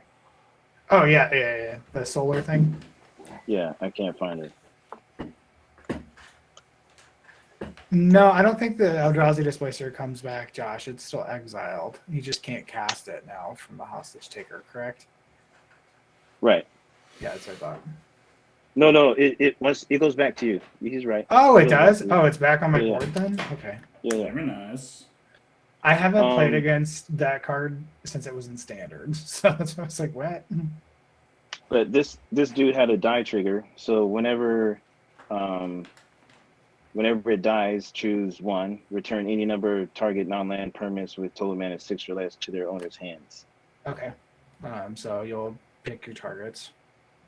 Thought Vessel, Swiftfoot Boots, The Soul Ring. Soul Ring, the Eldrazi Displacer, and Glorious Protector. Okay. I will blink my Glorious Protector in response, obviously. Yeah. These will go back to my hand. These will come back in. Renegade Rallier, we'll get back Selfless Spirit. Do you know how many lands you currently have? 1, 2, 3, 4, 5, 6, 7, 8, 9, 10, 11. Okay, I will get a Plains. Tapped.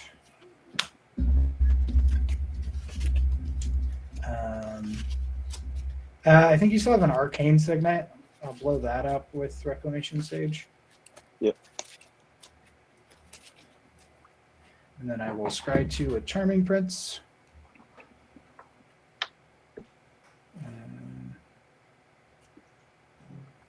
Move that on top, put that there. And then I will draw from Wall of Blossoms. Glorious Protector will come back in, and once again, take those guys over.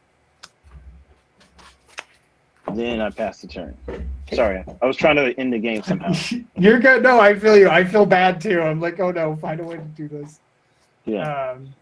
Oh wait, at my end step, I'm so sorry. Felidar Guardian comes back in. So then this happens again. Let me do that real quick. I won't have a renegade rally or target, so it won't matter. We'll get a land, which will untap and upkeep. There's no target for Rex Sage. Oh, Swiftfoot Boots is in my hand. I do apologize for that.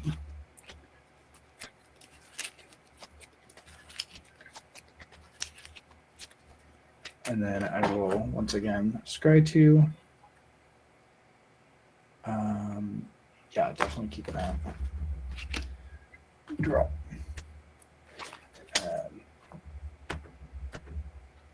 And then Glorious Protector will then re-enter and pick up all those guys. Okay, so now I will draw for turn. I will attempt to do stuff here. Unfortunately, they wouldn't have haste. But yeah, okay. So first off, just to be safe, let's Swiftfoot Boots and put it back on Emiel. We will proceed to play Soul Ring. And then 2, 4, 5. I'm just trying to make sure I got enough mana for this. Drag Tusk. So I'll gain 5 life. Yep. Go to 18. And then attempt to create a loop with Restoration Angel. So obviously the Restoration Angel, wait, hold on, I can't do that. If I do that, then I don't have the ability to flicker Glorious Protector, and I just lose the game. Let's be smart here.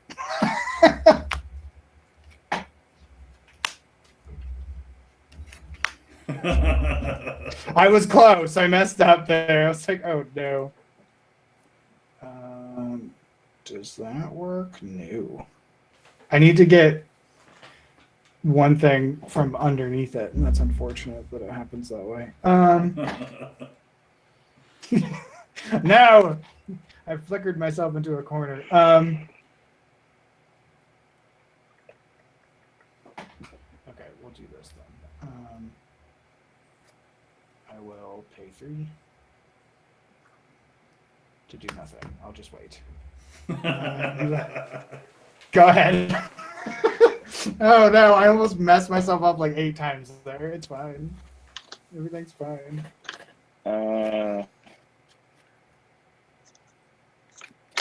Commander, trigger, I'll create a treasure token.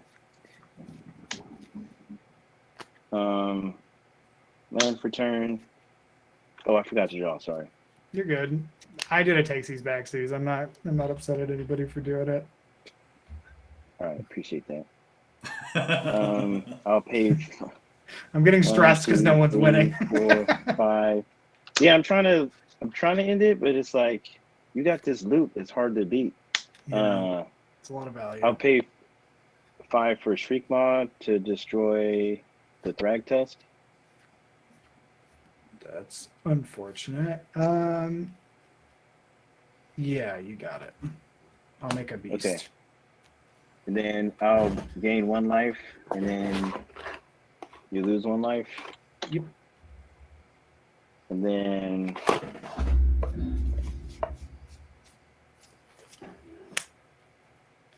I will go to combat and swing at you with the team. Okay. And you got the 3/6 in the air. How big is the Neferal? Sorry. He's a 3/6. He's also a 3/6. Okay. Yeah. Does he have like death touch or anything? Nope. Okay. I will. I'll block Emiel, or I'll have Emiel block Neverall, and I'll have my Glorious Protector block the Angel, and then the Beast will block the Zombie. Oh, there's 13 of them. Oh God, that's a lot more than what I thought. Okay, so there's 13 GGs. That's all. I think I just used. Did I screw up? Let's see here. So I'm at 17. All right. Well, first and foremost, let's do this. I'm gonna have Emiel blink Glorious Protector. We'll bring the squad back out.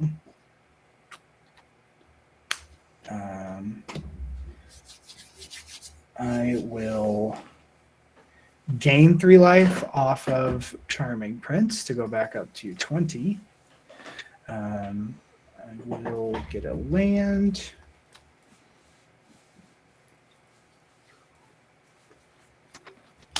I will have Felidar Guardian blink my Charming Prince again to gain another 3 life. I'm just seeing if I can get those done. I don't think I can.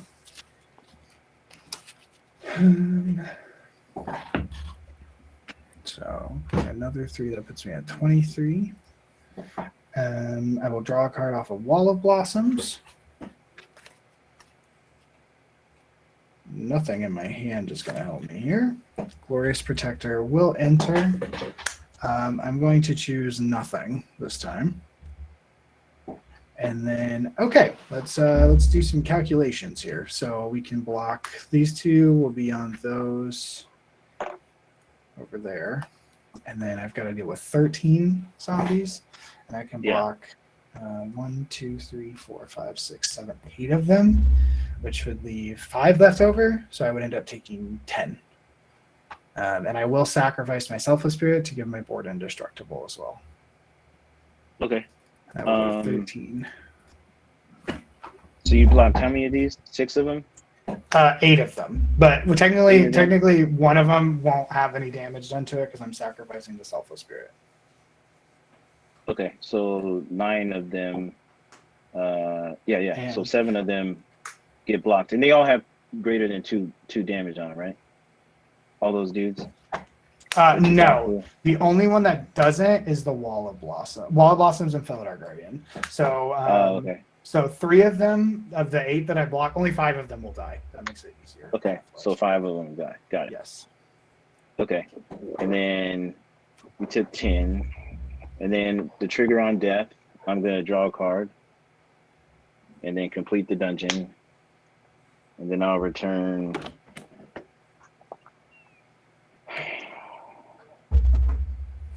That loop is just hard to stop, man.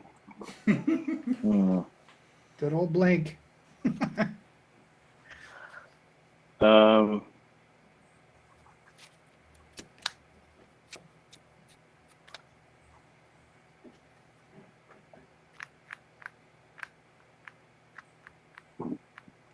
Here we go.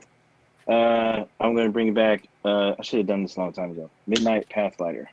Okay, what does that do? Whenever one or more creatures you control deal combat to damage into the dungeon, but creatures I control can't be blocked except by legendary creatures. Oh, yeah, that would have been really helpful and really unfortunate. Yeah, that was stupid. Instead of bringing this back, I should have brought that back. Whatever.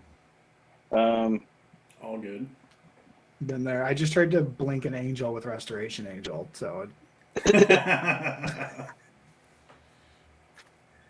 And both of them because he specifically entered- said non-angel. Yeah, go ahead. Sorry. No, you did. I'm scrying 1, and then I have to pass the turn. Go to my turn. Okay, draw. Okay, let me not be bad. Okay, so.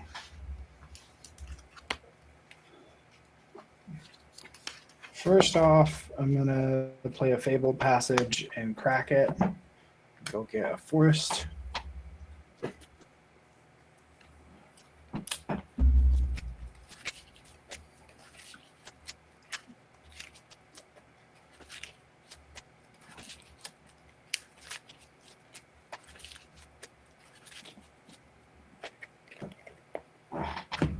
Okay.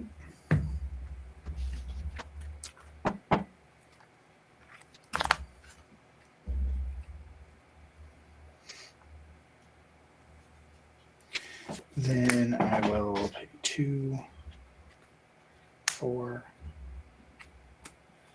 6, and cast Sun Titan. Oh no. Yep. When it enters, I will get back Eternal Witness. When Eternal Witness enters, I will get back Chroma's Will.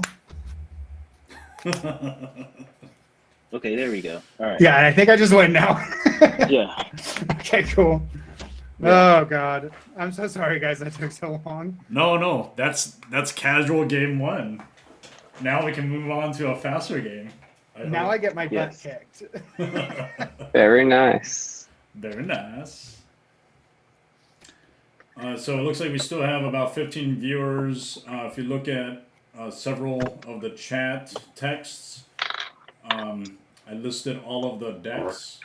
So I had Volrath, Guy had Avacyn, Dylan had Emiel, and Jake had Sefris. If you want to check out our deck list, go ahead and do that. Also, while we're waiting, I'm just go ahead and post the TCG Player affiliate link in the chat. So if you're wanting to pick up some singles on TCG Player anytime soon, we're powered by TCG Player, so it'd be awesome if you use the link. There it is. Thank you so much for that game, gentlemen. Appreciate it.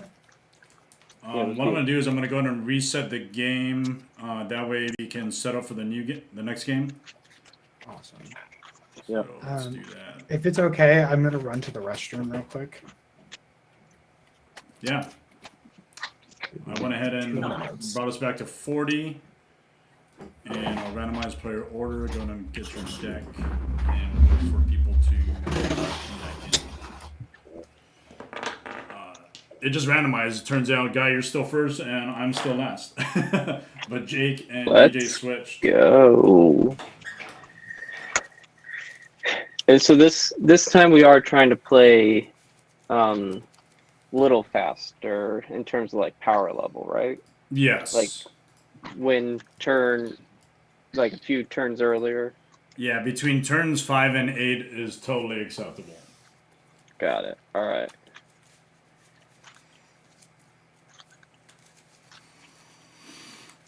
So not quite CEDH, but borderline with high power. So Mm-hmm.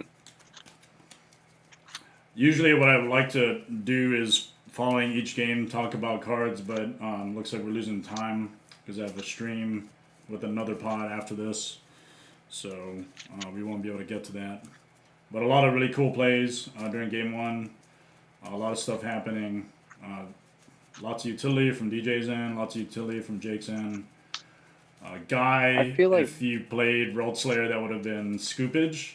Yeah.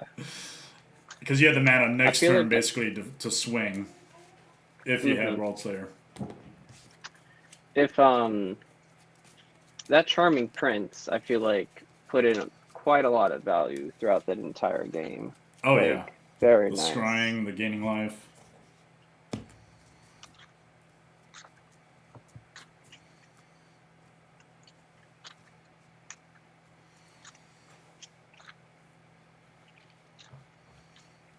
Alright.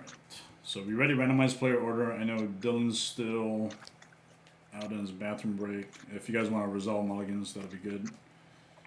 I don't like that. Yeah, I'll try to do that here. First mulligan.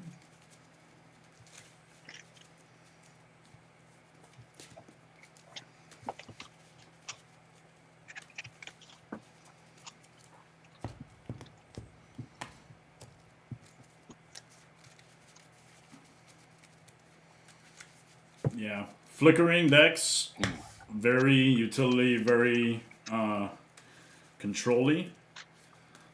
So, kind of hard to deal with late game. Yeah. Cannot keep this, unfortunately. Got them all. Yeah, I'll keep this.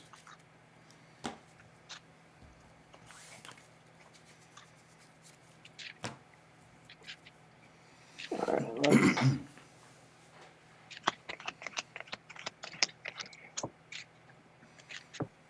And if you guys would, put in your commanders. Okay. Sorry about that. Oh, this is a keep. This is a keep.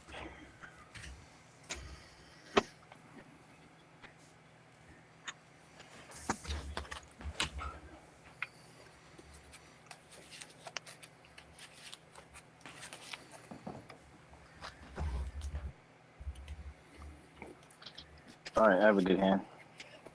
Yeah, you are correct, Josh. That Selfless Spirit definitely was the MVP for me there.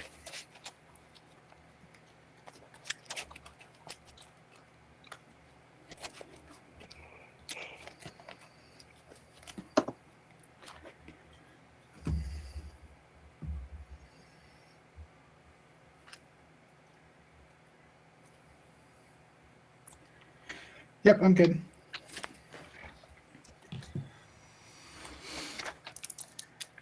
DJ, you said you're good? Yep, I'm good. Okay. I'm good. So before we begin the game, if you would talk about your deck.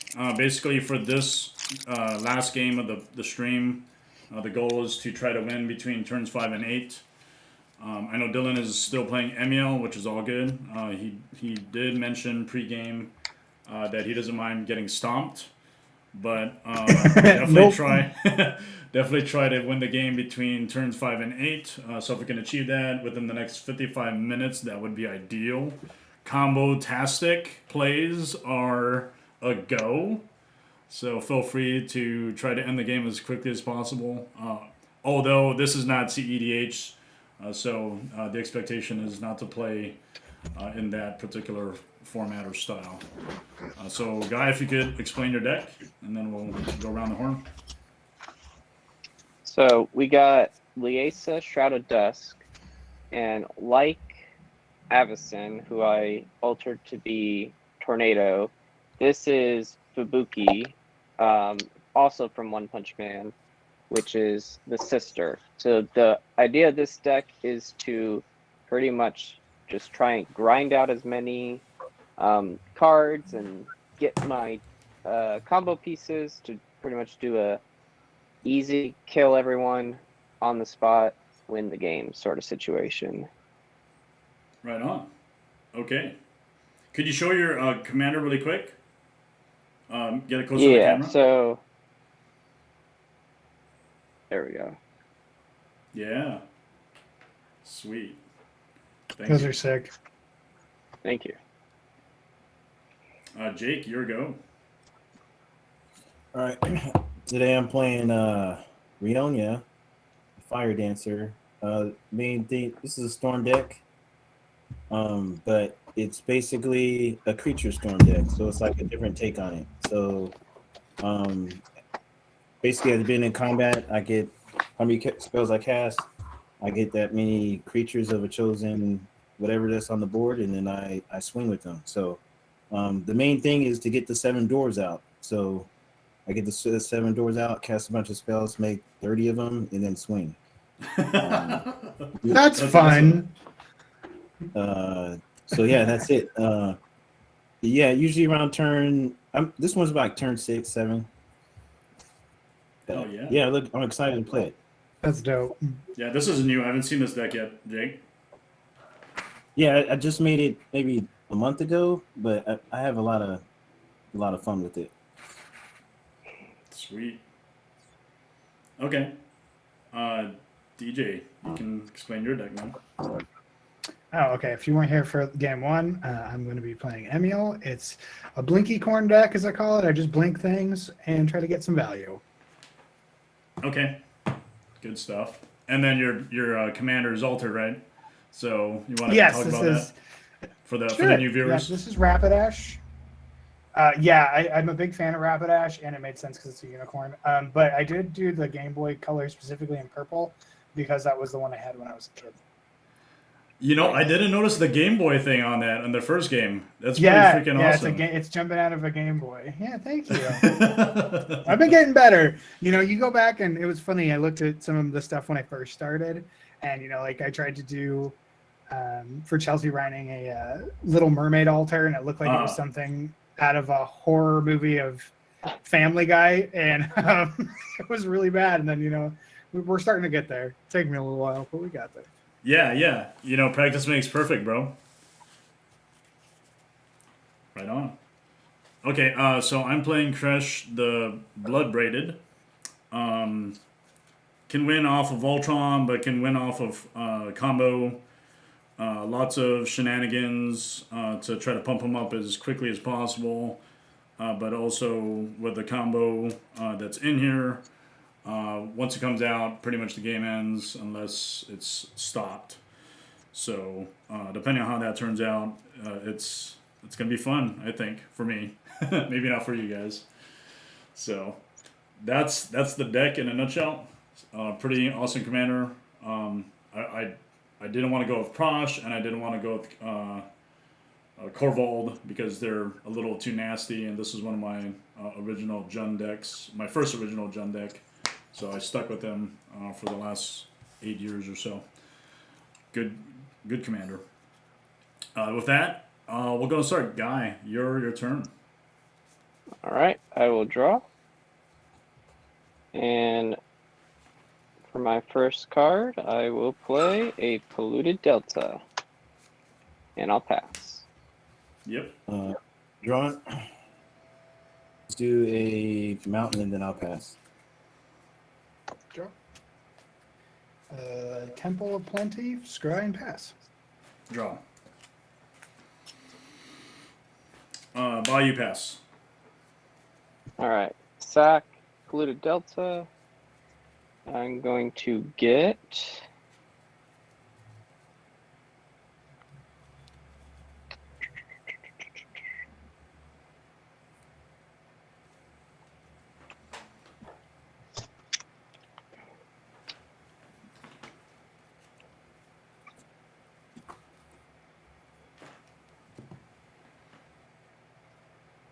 oh, okay, there it is.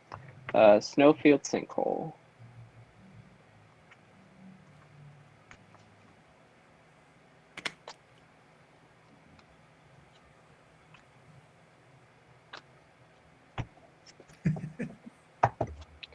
All right, untap, draw. I'm going to play a Radiant Fountain, gaining 2 life. Tap 2 and cast Demonic Tutor. I'll go get a card, and that'll be the end of my turn. Okay. Drawn. Let's do a mountain and then pay 2 for a Humble Defector and then pass the turn. I will draw. I will play a Karn's Bastion. This is heavy distressing, which is a big fan of doing that. I will then use that Karn's Bastion for a Soul Ring. And then I will use the Soul Ring for an Arcane Signet. Look at me go! Wow. All of a sudden, your casual Game 1 deck looks more like a non-casual deck. It did stuff. It's not going to have the payoff, unfortunately. But yeah, that's my turn. And this is Deathly Hallows. Made it gay and rainbows. Right on. All right, I'm going to draw. Play a Graven Cairns and tap for Demonic Tutor. Looking for a card.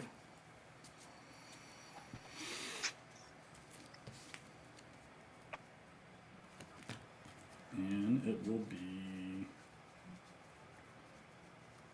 I'll put it in my hand. And then pass the turn. All right, untap, keep draw.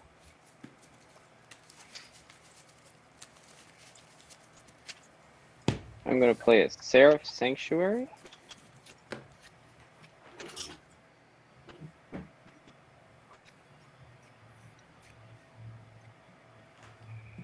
I'm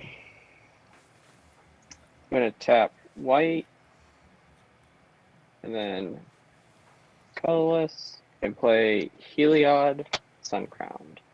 Pass the turn. Okay, untapping. Drawing. Let's do a land for turn.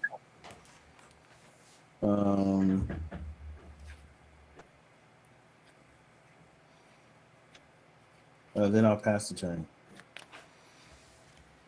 Man, I've been torn on using Humble Defector. I feel like it's good, but it could be bad. Well, in this deck, it's awesome, right? Because you get those tokens and they exile at the. So you basically can just draw a bunch of cards, give a bunch of copies. And And then then the they can't defectors use- won't go to the player, right? Yeah. I will tap 4 and play Panharmonicon. Oh my god. Go ahead. Well. Okay. Anything else? Nope, that's it. I'm gonna draw him. Kessig Wolf Run. Mana Crypt. 5 mana for a Gilded Lotus. And then I pass. Alright, untap. Draw.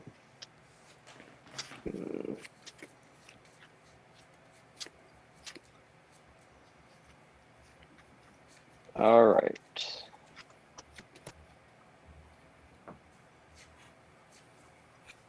Going to tap and play a Dark Ritual Yes. and play Necropotence. Ooh, that's pretty. Yes. Thank you. And so I am going to pay Oh man. 15. Next turn, Walking Uh-oh. Ballista.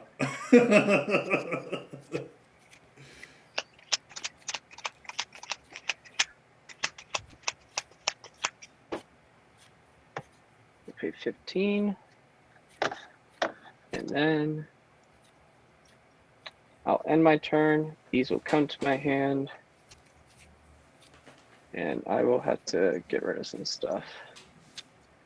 And it'll all be exiled. Pass the turn. Yep. Before your turn, I'll tap Humble Defector to draw 2, and then I'll give it to DJ. Gotcha. Thank you.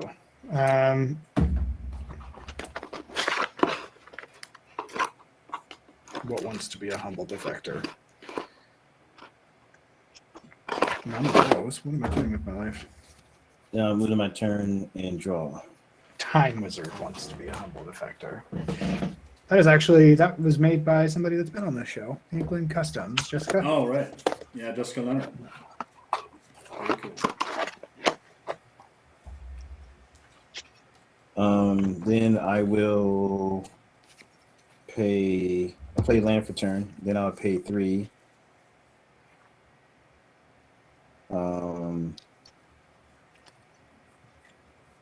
For Collective Defiance, I'll discard 7 cards and draw 7. Oh, Guy, if you could update your commander on spell table. Oh, yes. Okay. Then I'll pass the turn.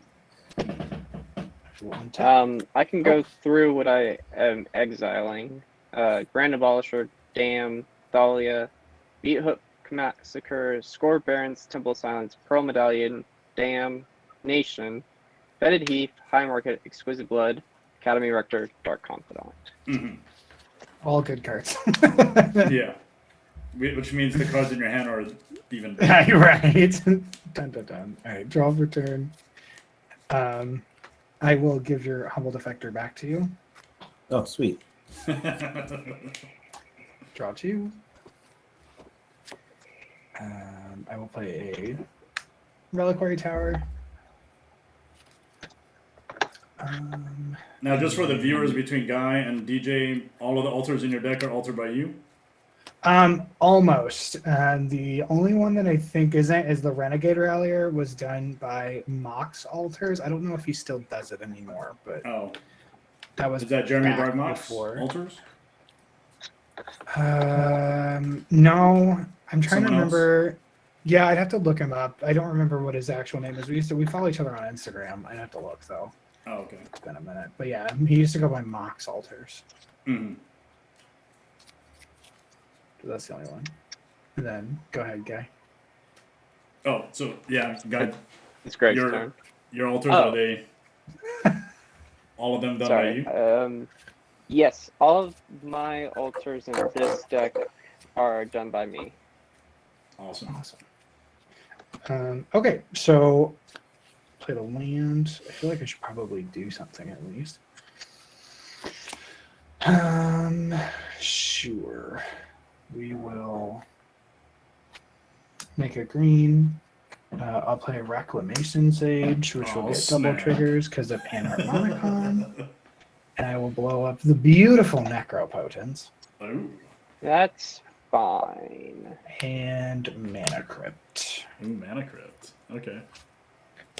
Sweet. My apologies. That's it. That was an explosive play. I'm gonna draw. Thank you. Thank you.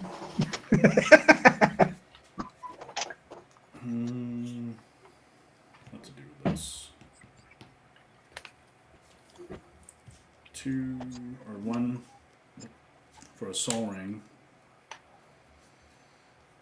I'll play this Dryad Arbor. 3, 5, 6, 7. For a Shieldred Whispering. Oh. And I have nothing else. Pass turn. All right. Guy, you Don't. are free to win. It is turn 5. Is it turn 5? I thought it Oh, was wait, turn no. 4. It's turn 4, my bad. Okay. Now it's turn 5. He's counting. See, he knows. Yeah. Now it's turn 5. All right. Your turn 5. Wait. He's ready Arid for it. Mesa. I'm going to crack it immediately. Just to get my dual land. So take a life.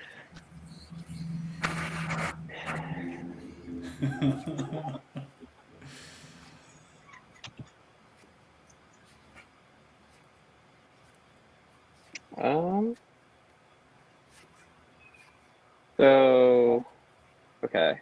Before I continue shuffling my deck, I think I'm just going to do this. Snowfield Sinkhole. Tap for a black. We're going to cast Vampiric Tutor. Hmm. I'll find a card. Put that at the top.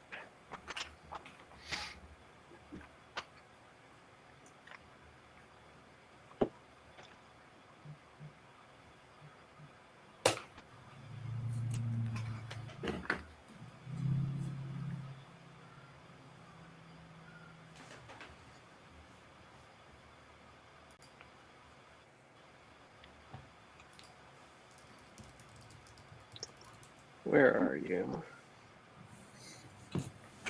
All right, there it is.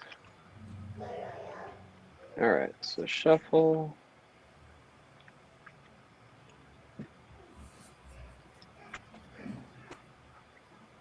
Oh, to answer your question from before, the artist name is Clay Bogues from Mox Altars. Oh, okay. But he hasn't posted anything since 2020, so I think he's probably done, at least for now.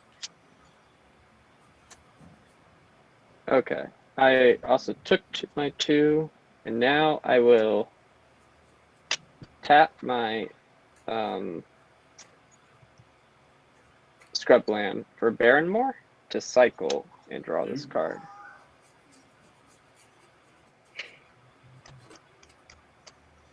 And unfortunately, that's it for me. Okay. Children trigger. You can actually respond if you want to, Jake, and then Defector could essentially stick around. So that Oh, okay. shoulder triggers on the stack, you can respond, draw 2 cards, Oh, sweet. and it will go to an opponent. Yeah, let's give it back to DJ. Thank you so much. That way it doesn't actually die.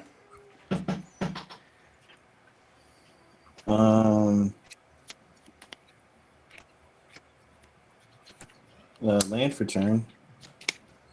Now, if it was activated as a sorcery, that would have been awesome for me. Yeah. So you don't have to keep drawing cards. Such a burden to have to keep drawing cards, you know? Yeah.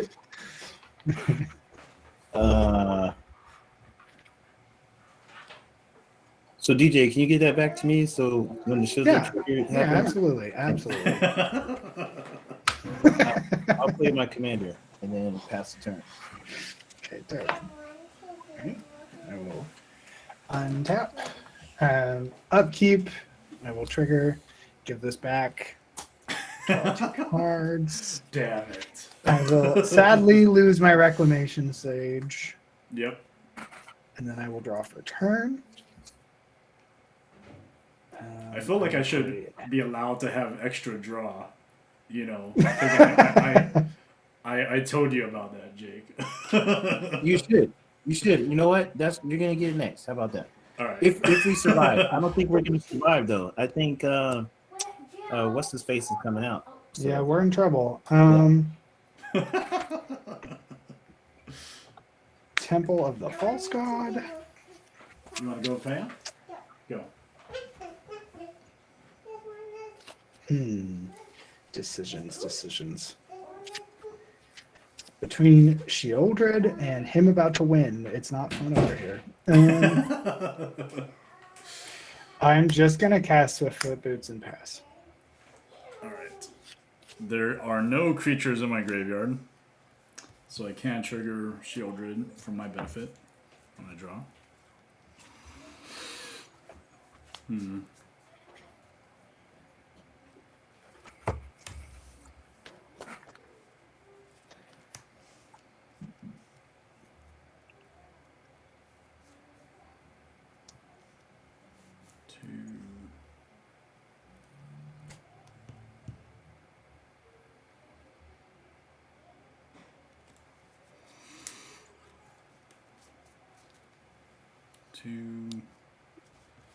Yeah, I won't be able to stop whatever guy's about to do. You would actually need 2 more mana, right, to win? I think. Who Did knows? Who knows? I don't like that. Okay. Stomping Ground. Tapped. I'll pay 6. Actually, no. Untapped. At 40. Or 38. 2, 5. 6. For a Micaeus. Oh. Combat, I feel like I need a combat guy for 6 or 7. How much is that? 7? Oh, 7. Yeah. I tried, guys. I tried. it's all right. All right. I pass. I got this. There we go. All right. Go forth and conquer. Alright. Turn Untap, 6. upkeep, draw. Alright, we're gonna play Plains.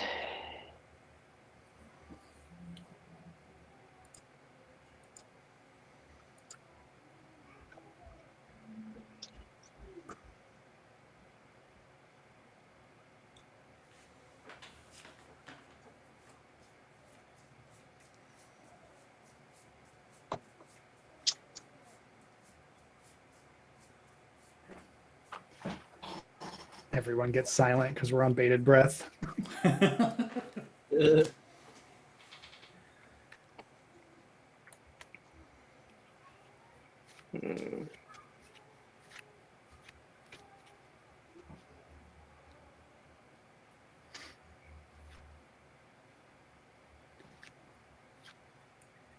Alright, I am going to cast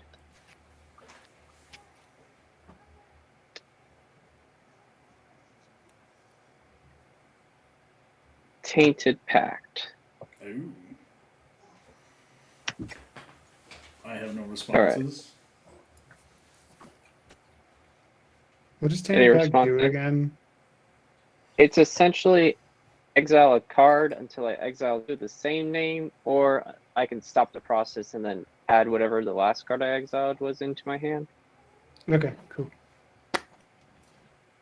It's a tutor-esque kind of thing. Yeah. All right. So, Blind Obedience, Furious Protection, Ariok Champion, Cave of Kolios, Urborg, Authority of the Councils, Tithe Drinker, Leech Ridden Swamp, Plains, Swords, Iliad's Intervention, Soul Warden, Saraseer, Reanimate, Blooded Strand, Vizkopa Guildmage, Deathly Voidwalker, Swamp, Marauding Blight Priest, Dogma's Will, Calling the Weak. Alright, that's the card I want.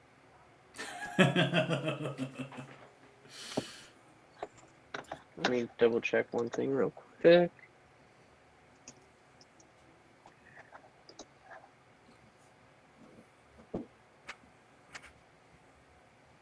Yeah, okay. So all these cards are removed.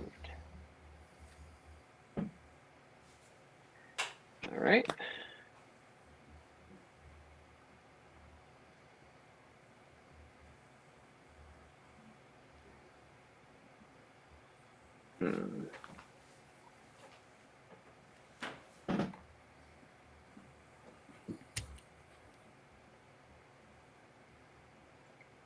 I'm going to,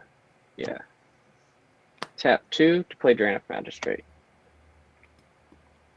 And I'll pass the turn. Right on. We have another turn to live. Yeah, I thought it was over. Untapping? I didn't even think.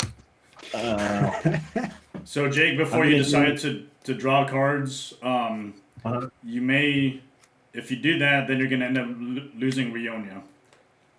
Oh, yeah. Well, I'll just, yeah. Okay. I'll just sack it. Gotcha. Drawing.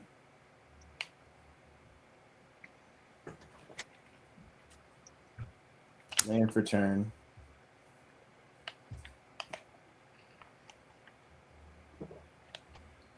I can't play this deck without playing them, so I'll pay 2 for 7 doors. Hell yeah. Hey. And then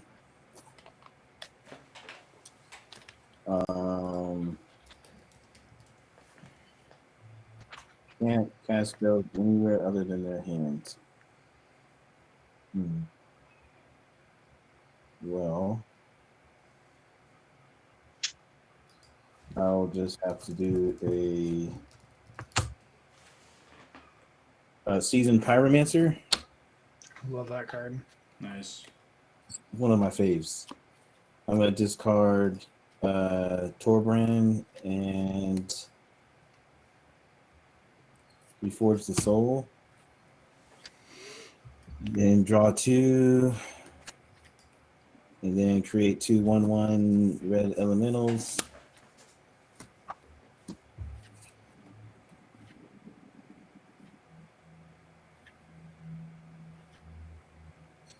Combat.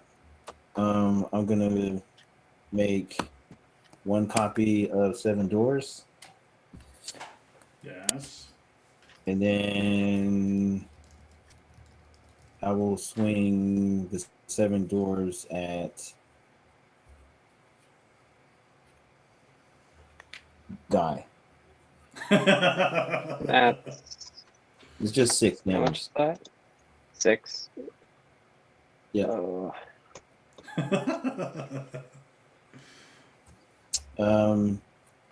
Second main. I don't have anything. Pass the turn. This dude gets exiled. Okay, I will untap. Shieldred, I have nothing for you. Draw.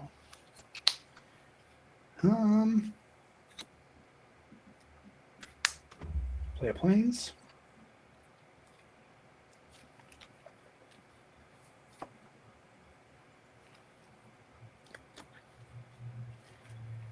How the turns have tabled. Yes. Luna Revel.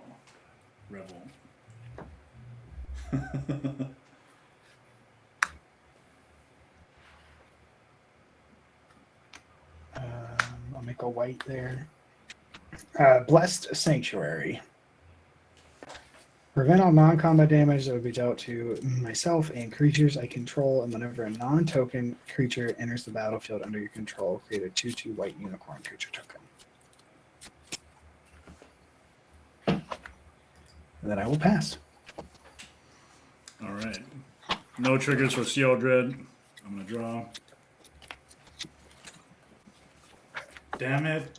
I mean, if I take out Guy, that's like, you didn't really get to play out your combo. You know, but I want to stay alive too. Command Tower. Well, let's see what happens. Guy, I will be forced to come at you with the team. Okay. Shieldred's the bigger one, right? Yes. She also has Swamp Block.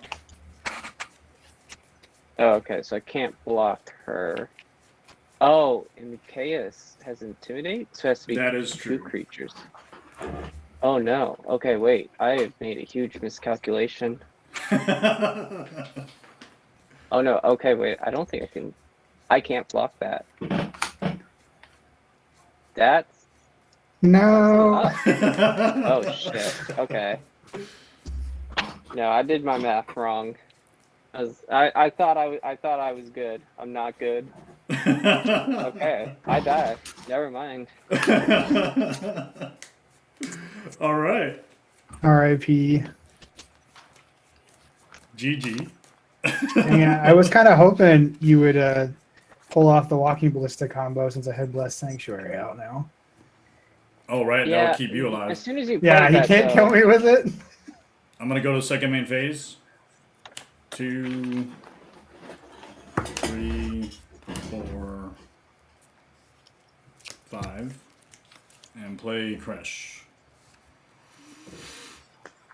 And then I will pass the turn. Okay. I'll sack Elemental. It's just a 1/1? Yep. Okay. Kresh gets 1. Counter. Oh yeah, Kresh. Yeah. After turn. Dang, sorry, guy. You didn't really get a chance to play. no, it's okay. But you were the Yeah. looming threat that needed to be dealt with. I made an impact. That you did. Kinda. You forced people to swing at you. Okay. I'll pay 5 for Invoke Calamity. Ooh. That's a new card. What does I that can do cast- again? I can cast up to 2 instant or sorcery spells with total mana value 6 or less from my graveyard or hand without paying their mana cost. Oh, right on.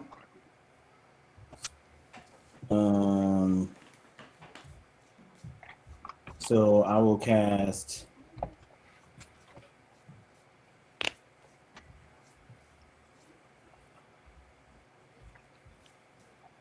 oh, do I really want to do that? Yeah, I'm gonna cast. Where'd you go?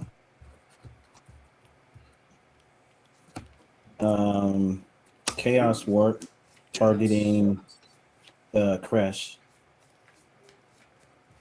Okay. Yeah.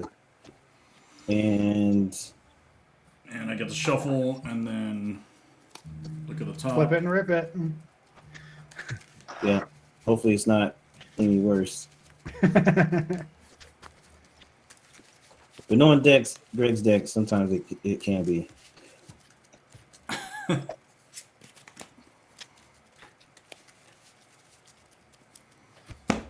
right. Let's reveal the top. It is a momentous fall. It's not a permanent, so it gets left back on top of the library. Okay. I'm the second one I'm going to cast. I'm kind of taking a risk here, but I'll do it anyway. I think you need, because you did Chaos Warp, Jake, you can only do up to 3 more. Because it's total mana. Oh, yeah, perfect. All right, that makes So my something that's decision worth way- 3. or less. Yeah. I'm gonna do Warlord's Fury. Okay. And then so that's 4. Yep. You could And somebody do it then- too I'll do Jaya's Immolating Inferno. for 0. Yeah. So there we go. So I'm gonna do that. That already happened. I resolved this. Draw a card. And then that happened. So storm count is 1, 2, 3, is 4. Very nice. So go to combat. I'm going to create 5 copies of 7 Dwarfs. Hell yeah. This is and it. they This is where it's are- going. They are 7/7s. So good. And then this is doing this, so I'm happy now because this it's is doing good. exactly what it's supposed to do. This is what the deck does. This is awesome. And then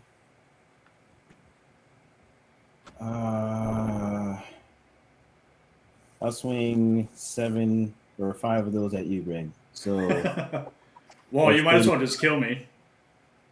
Oh no, there's only 5 of them? oh, I guess I can get you at Seasoned Pyromancer and the other one. I think that kills you. Yes. That does it. That definitely does it. I have no responses. That was sweet. Thanks, man. I passed the turn. Okay. So technically this would have been considered a misplay, but it worked out because you killed Greg anyways. I'm going to generous gift your commander. Ooh. Generous gift is destroy it. Destroy it, and you make a 3/3 green elephant. I'm gonna cast the only counter I have, which is It's a ball? Sabalt's Trickery. Oh my god! Nice. So Oh my remind me again God. how that works, because it's been so long since I've seen So that card. I'm gonna choose 1, 2, or 3. So I'm gonna roll a 6 die, That's and then legit. divided by 2. That is And then- legit. And then you'll mill that many, and then so it's 6. So divided by 2 is 3. So you'll mill 3, Okay. and then you'll exile. It's a Forest, Conjurer's Closet, and Huali. Yeah. And then you're going to exile from the top of your library into exile a non-land card with a different name than the spell. Then generous gift? Well, I guess it Yeah. wouldn't matter. Okay. Yeah, non-land. Direct Tusk. That's a fun play. Holy shit. Thanks, man.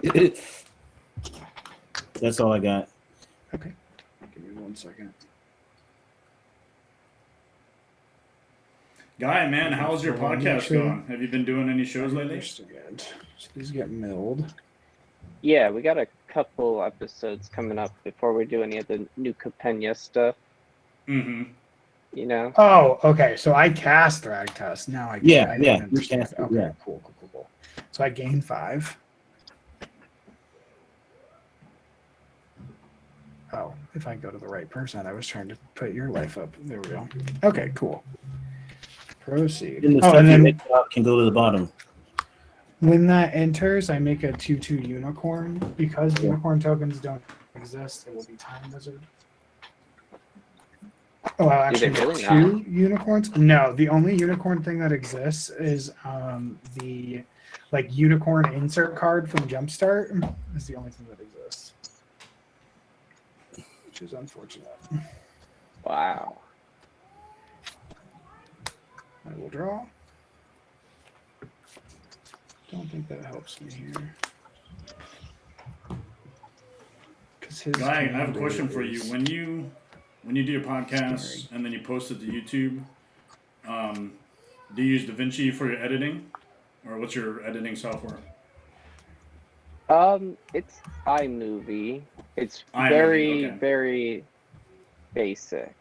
Mm-hmm. Because I've been but struggling with, a software that edits out audio while the video is running. So that's a struggle I have. Terastodon? Terastodon. What does that do again? Destroy When it enters, you may destroy up to 3 target non-creature permanents. For each permanent put into a graveyard this way, its controller creates 3 green elephant. And I get 2 triggers because of Panharmonicon. I don't have any non-creature permanents. I'm going to blow up 6 of your lands. Oh, yeah, that happens. I clicked on Terastodon and it gave me Temple Garden, but it gave me the Unfinity Space version, which has not even come out yet, which is like crazy. That's fun. Yeah, so weird. I will then make 2 unicorns. I will attach Swiftfoot Boots to Terastodon. And I will come in for 9. Okay, I take 9. DJ with Pass. the utility. You also and you explosive make plays. Jeez. 6. You have 6 elephants, by the way. Oh, I have 6 elephants. Mm-hmm. Okay. What's the power and toughness? They are 3 3s.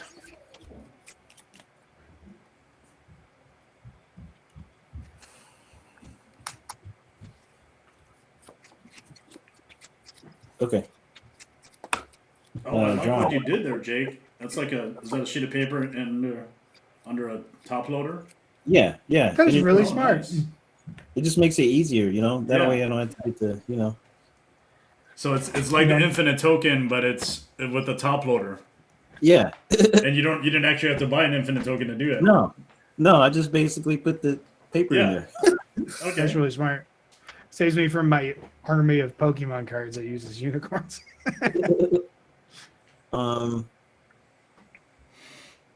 Combat. I'll make Welcome a to copy combat. of 7 doors. I'll swing. Actually, you know what's better? I'm gonna make a copy of Seasoned Pyromancer. Get you some draw on. Yeah, I'll discard the Galvanic Relay and Fateful Showdown, and then draw 2. Okay.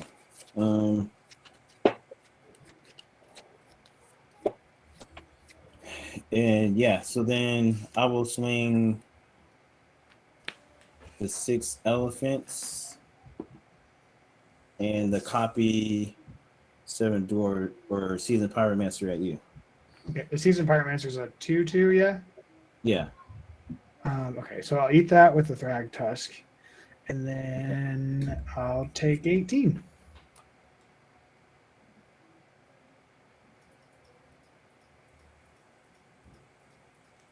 Second main, I'll play land for turn. And then I'll pay 2 for the 7 doors. And then I'll pass the turn. He's got 2 of them. Uh-oh. Okay, untap. Keep draw.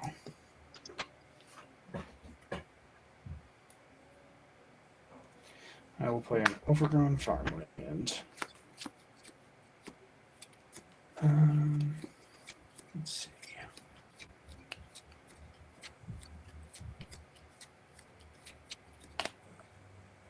I will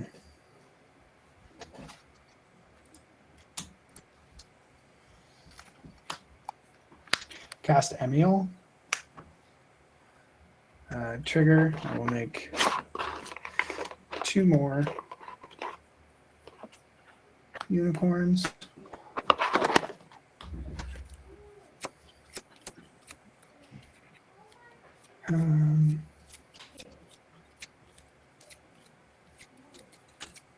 I will go to combat.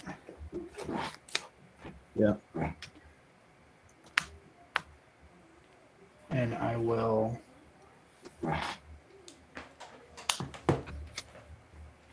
swing with 4 2/2s, a Thrag Tusk, and a Terastodon. Oh. I do have 3 elementals from the discard. Yeah, they're 1/1s, right? Yeah. Yeah, that's fine. So does any of them have trample? No. Mm-mm. And you're sending 1, 2, 3, 4, 5, 6 at me. 6 creatures, correct. I'll block the big one.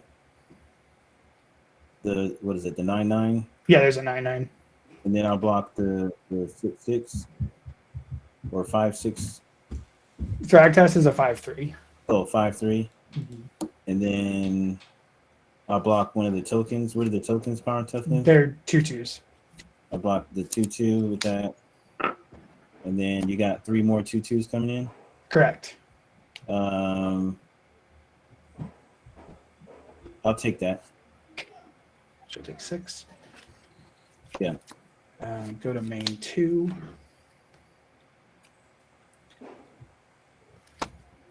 Seedborn Muse. Uh-oh. Oh, jeez. Which is an adorable Blossom. We got the Pokemon thing going. Yeah. I will make 2 more unicorns. Oh, Blossom, right? Yeah. Yeah. I will then pay 1 to attach my Swiftfoot boots to her. And then I have 2 left over. I don't think I can do anything with that. So then I will pass the turn. Okay. Untapping. Yep, I will untap with you. Drawing.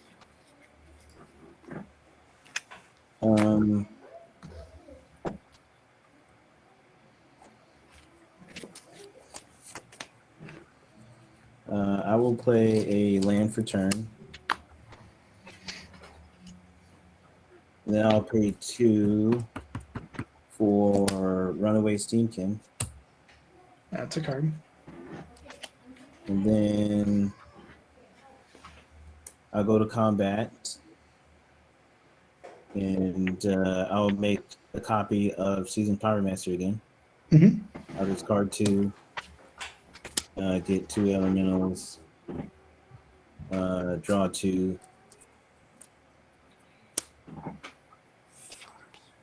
And then I will swing the Seasoned Pyromancer at you. The 2/2? Yeah. You just eat it with Terrasodon. Yeah. Then I'll pass the turn. Okay. On your end step, I'm going to attempt. I'll blink Thragtusk. You're tapped out, correct? Yeah. So I'm going to blink Thragtusk 4 times, gain 20 life. Oh, snap. Make 4 beasts and 8 unicorns. Let's do this. So I've got 4 beasts, and then I'm running out of stuff for unicorns, so let's condense here. So I've got 8, so I'll be up to 16. So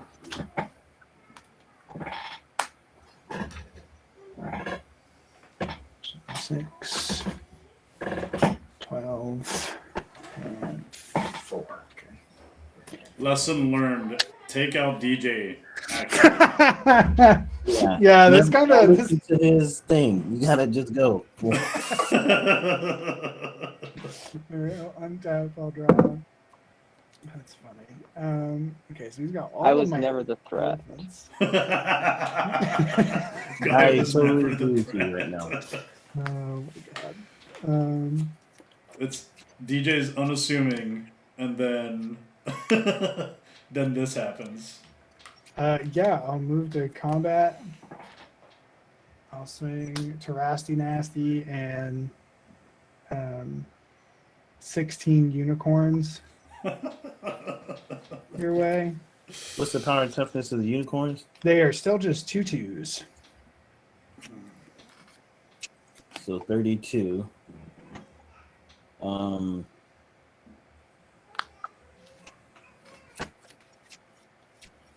10 times, so that would be 20.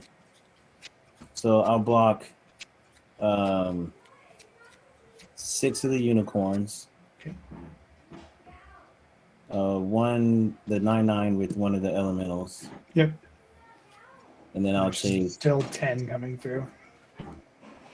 10 coming through, so I'll take 20. Yeah, it'd be 20. Okay. All right. And then I will once again blink Thragtus 4 times. Gain 20 life. For the 67. Make another 4 beasts. And then I will make another 8 unicorns. And go ahead. Okay. I don't think I have anything for this loop, so I'm just gonna see. Yeah. All I have is a land, and I can't beat that loop. Eventually, you're gonna whittle all this down. Yeah. Sweet. So yeah, I give that to you. Thank you. Unicorns, man. Unicorns. I appreciate it. Lesson learned. Don't let the blinking commander advance beyond turn 5. Yeah. Wow. Guy was never the threat. The looming threat of walking ballista. It could have happened, but Guy was never the threat. We know now. Yeah. Alright, I'm gonna have to watch out for Every time you DJ see an next time we're on Emiel, the you stream. just rage. Thank you so much for that game, guys. That was funny. Yeah, that was fun. Yeah, thank you for the games. Yeah, good games. Right on. Let's get to closeout. So if you want to highlight alters or anything, we'll go around the horn, and then I'll finish off with final comments. Guy, do you want to put something out there? I feel like, let me just grab, this is the most recent altar I did. Pretty happy with it. It's Robert Pattinson's Batman. Yeah, that was impressive. Says, thank you. Really liked how this one turned out. Shout out to the artist Daniel Grishin, who did the art. I just got lucky to be able to find it. But yeah, and it was a great movie. I've heard some good so stuff go about see it. it. Yeah, it's pretty sick. And Guy can be found in many social media outlets. Oh Twitch, yeah. Twitter. Or no, you're not on most of Twitch them yet, are- right? No. Okay. Most things can just be found by typing in the wizard staff. The Wizard Staff. Let me see Yes. if I can... I know on Twitter it's Wizard Staff 101. Yeah, Okay. I think the 101. Also, yes, most times it's wizard staff 101. So that's where those Cabal coffers went. Okay. Yeah, I picked that up from Chelsea. Yeah, yeah. Thanks, Guy. I really appreciate you coming on the show. Always is a pleasure. I was expecting very high power plays. We stopped you from making that happen. But Yeah, I think the it's next time I alright. have you, we'll probably do some CDH. Yeah, sounds good. Thank you for having me. No, always a pleasure, Guy. Thank you so much. Okay, Jake, you wanna put something out there? I don't have anything to put out there this time, Greg, but I do appreciate playing with y'all. I'm very excited to see all this sweet art I'm looking at right now. So with that, man, call me anytime, Greg. You know I'll be here. Yeah, totally, Jake. Also, again, for the new viewers that are on the stream right now, on the chat, we highlight not just alters, artists, and enthusiasts, but we highlight military. So Jake hitting the 19-year mark, I think close to 20 in the Army. Appreciate everything that you do. Thank you for your service, and looking forward to your next set of endeavors, man. All right, thanks, bro. Appreciate you. Yeah. Next is DJ. Go ahead. Hey, I mean, I pulled these out in case anybody wants to look at them. But first off, I just want to say thank you so much for having me, Greg. I also want to say thank you for having this type of platform. You know, my fiance is an Army veteran, so it does mean a lot from both Awesome. aspects of it. if you guys ever need anything done, you can hit me up. Primarily, Facebook's the best way to reach me at DJAlters, or you can Instagram or whatever you need. But yeah, other than that, I'm just super thankful that we finally made this happen. Greg's been trying to get me on the show for a couple months now, and every time I'm like, I have something going on, or my deck's not ready. Yeah. But yeah, I'm just super thankful. So thank you again. Yeah. No, I think we were in conversation since maybe November. I was like, hey, man. It was What's like that? probably towards the end of it. Yeah, the end of November. Yeah, I was like, hey man, you want to get on the show? See, highlight your altars, highlight your stuff. And you're like, oh man, I don't have a deck yet, but here we are. Thank you for coming on the show. That's awesome. Yeah, anytime. I'd love to come back when I get a different deck that's not just this. Give me time. Well, we're gonna have to watch out for you next time. Sure. Okay. Thank you, DJ. I'll get into my little spiel. We didn't get a chance to see Yidris play, but Yidris Maelstrom Wielder is another deck that I usually have on the stream. But because we're highlighting altars specifically on this pod, I want to show some of the stuff that was in my deck. This is an altar done by my wife, Michiko, on Yidris. And it's actually really neat because it exposes some of the areas that were foil. So the adamantium and I think it's carbonium. I forget exactly what Omega Red his metal is, but each instance of metal is shown in foil. So that was done by my wife. It's a blonde DJAlters. Then we have a few in this deck. Urborg and Cabal Coffers. This is done by Modfly. And Cave of Wonders, Aladdin, that's the theme. So that was kind of cool. Dylan's friend, Chelsea, was the one that sold that to me. So I'm glad I was able to pick that up. Also, another Modfly altar is a Monsters Inc. Emrakul. So good. This is Boo. That's so good. So I actually picked that up directly from him. Then we have a few others. This is also done by my sister-in-law, Kumiko. This is Berserk Guts on Reforged Assault. And then we have an MIB altar. His style is pretty unique.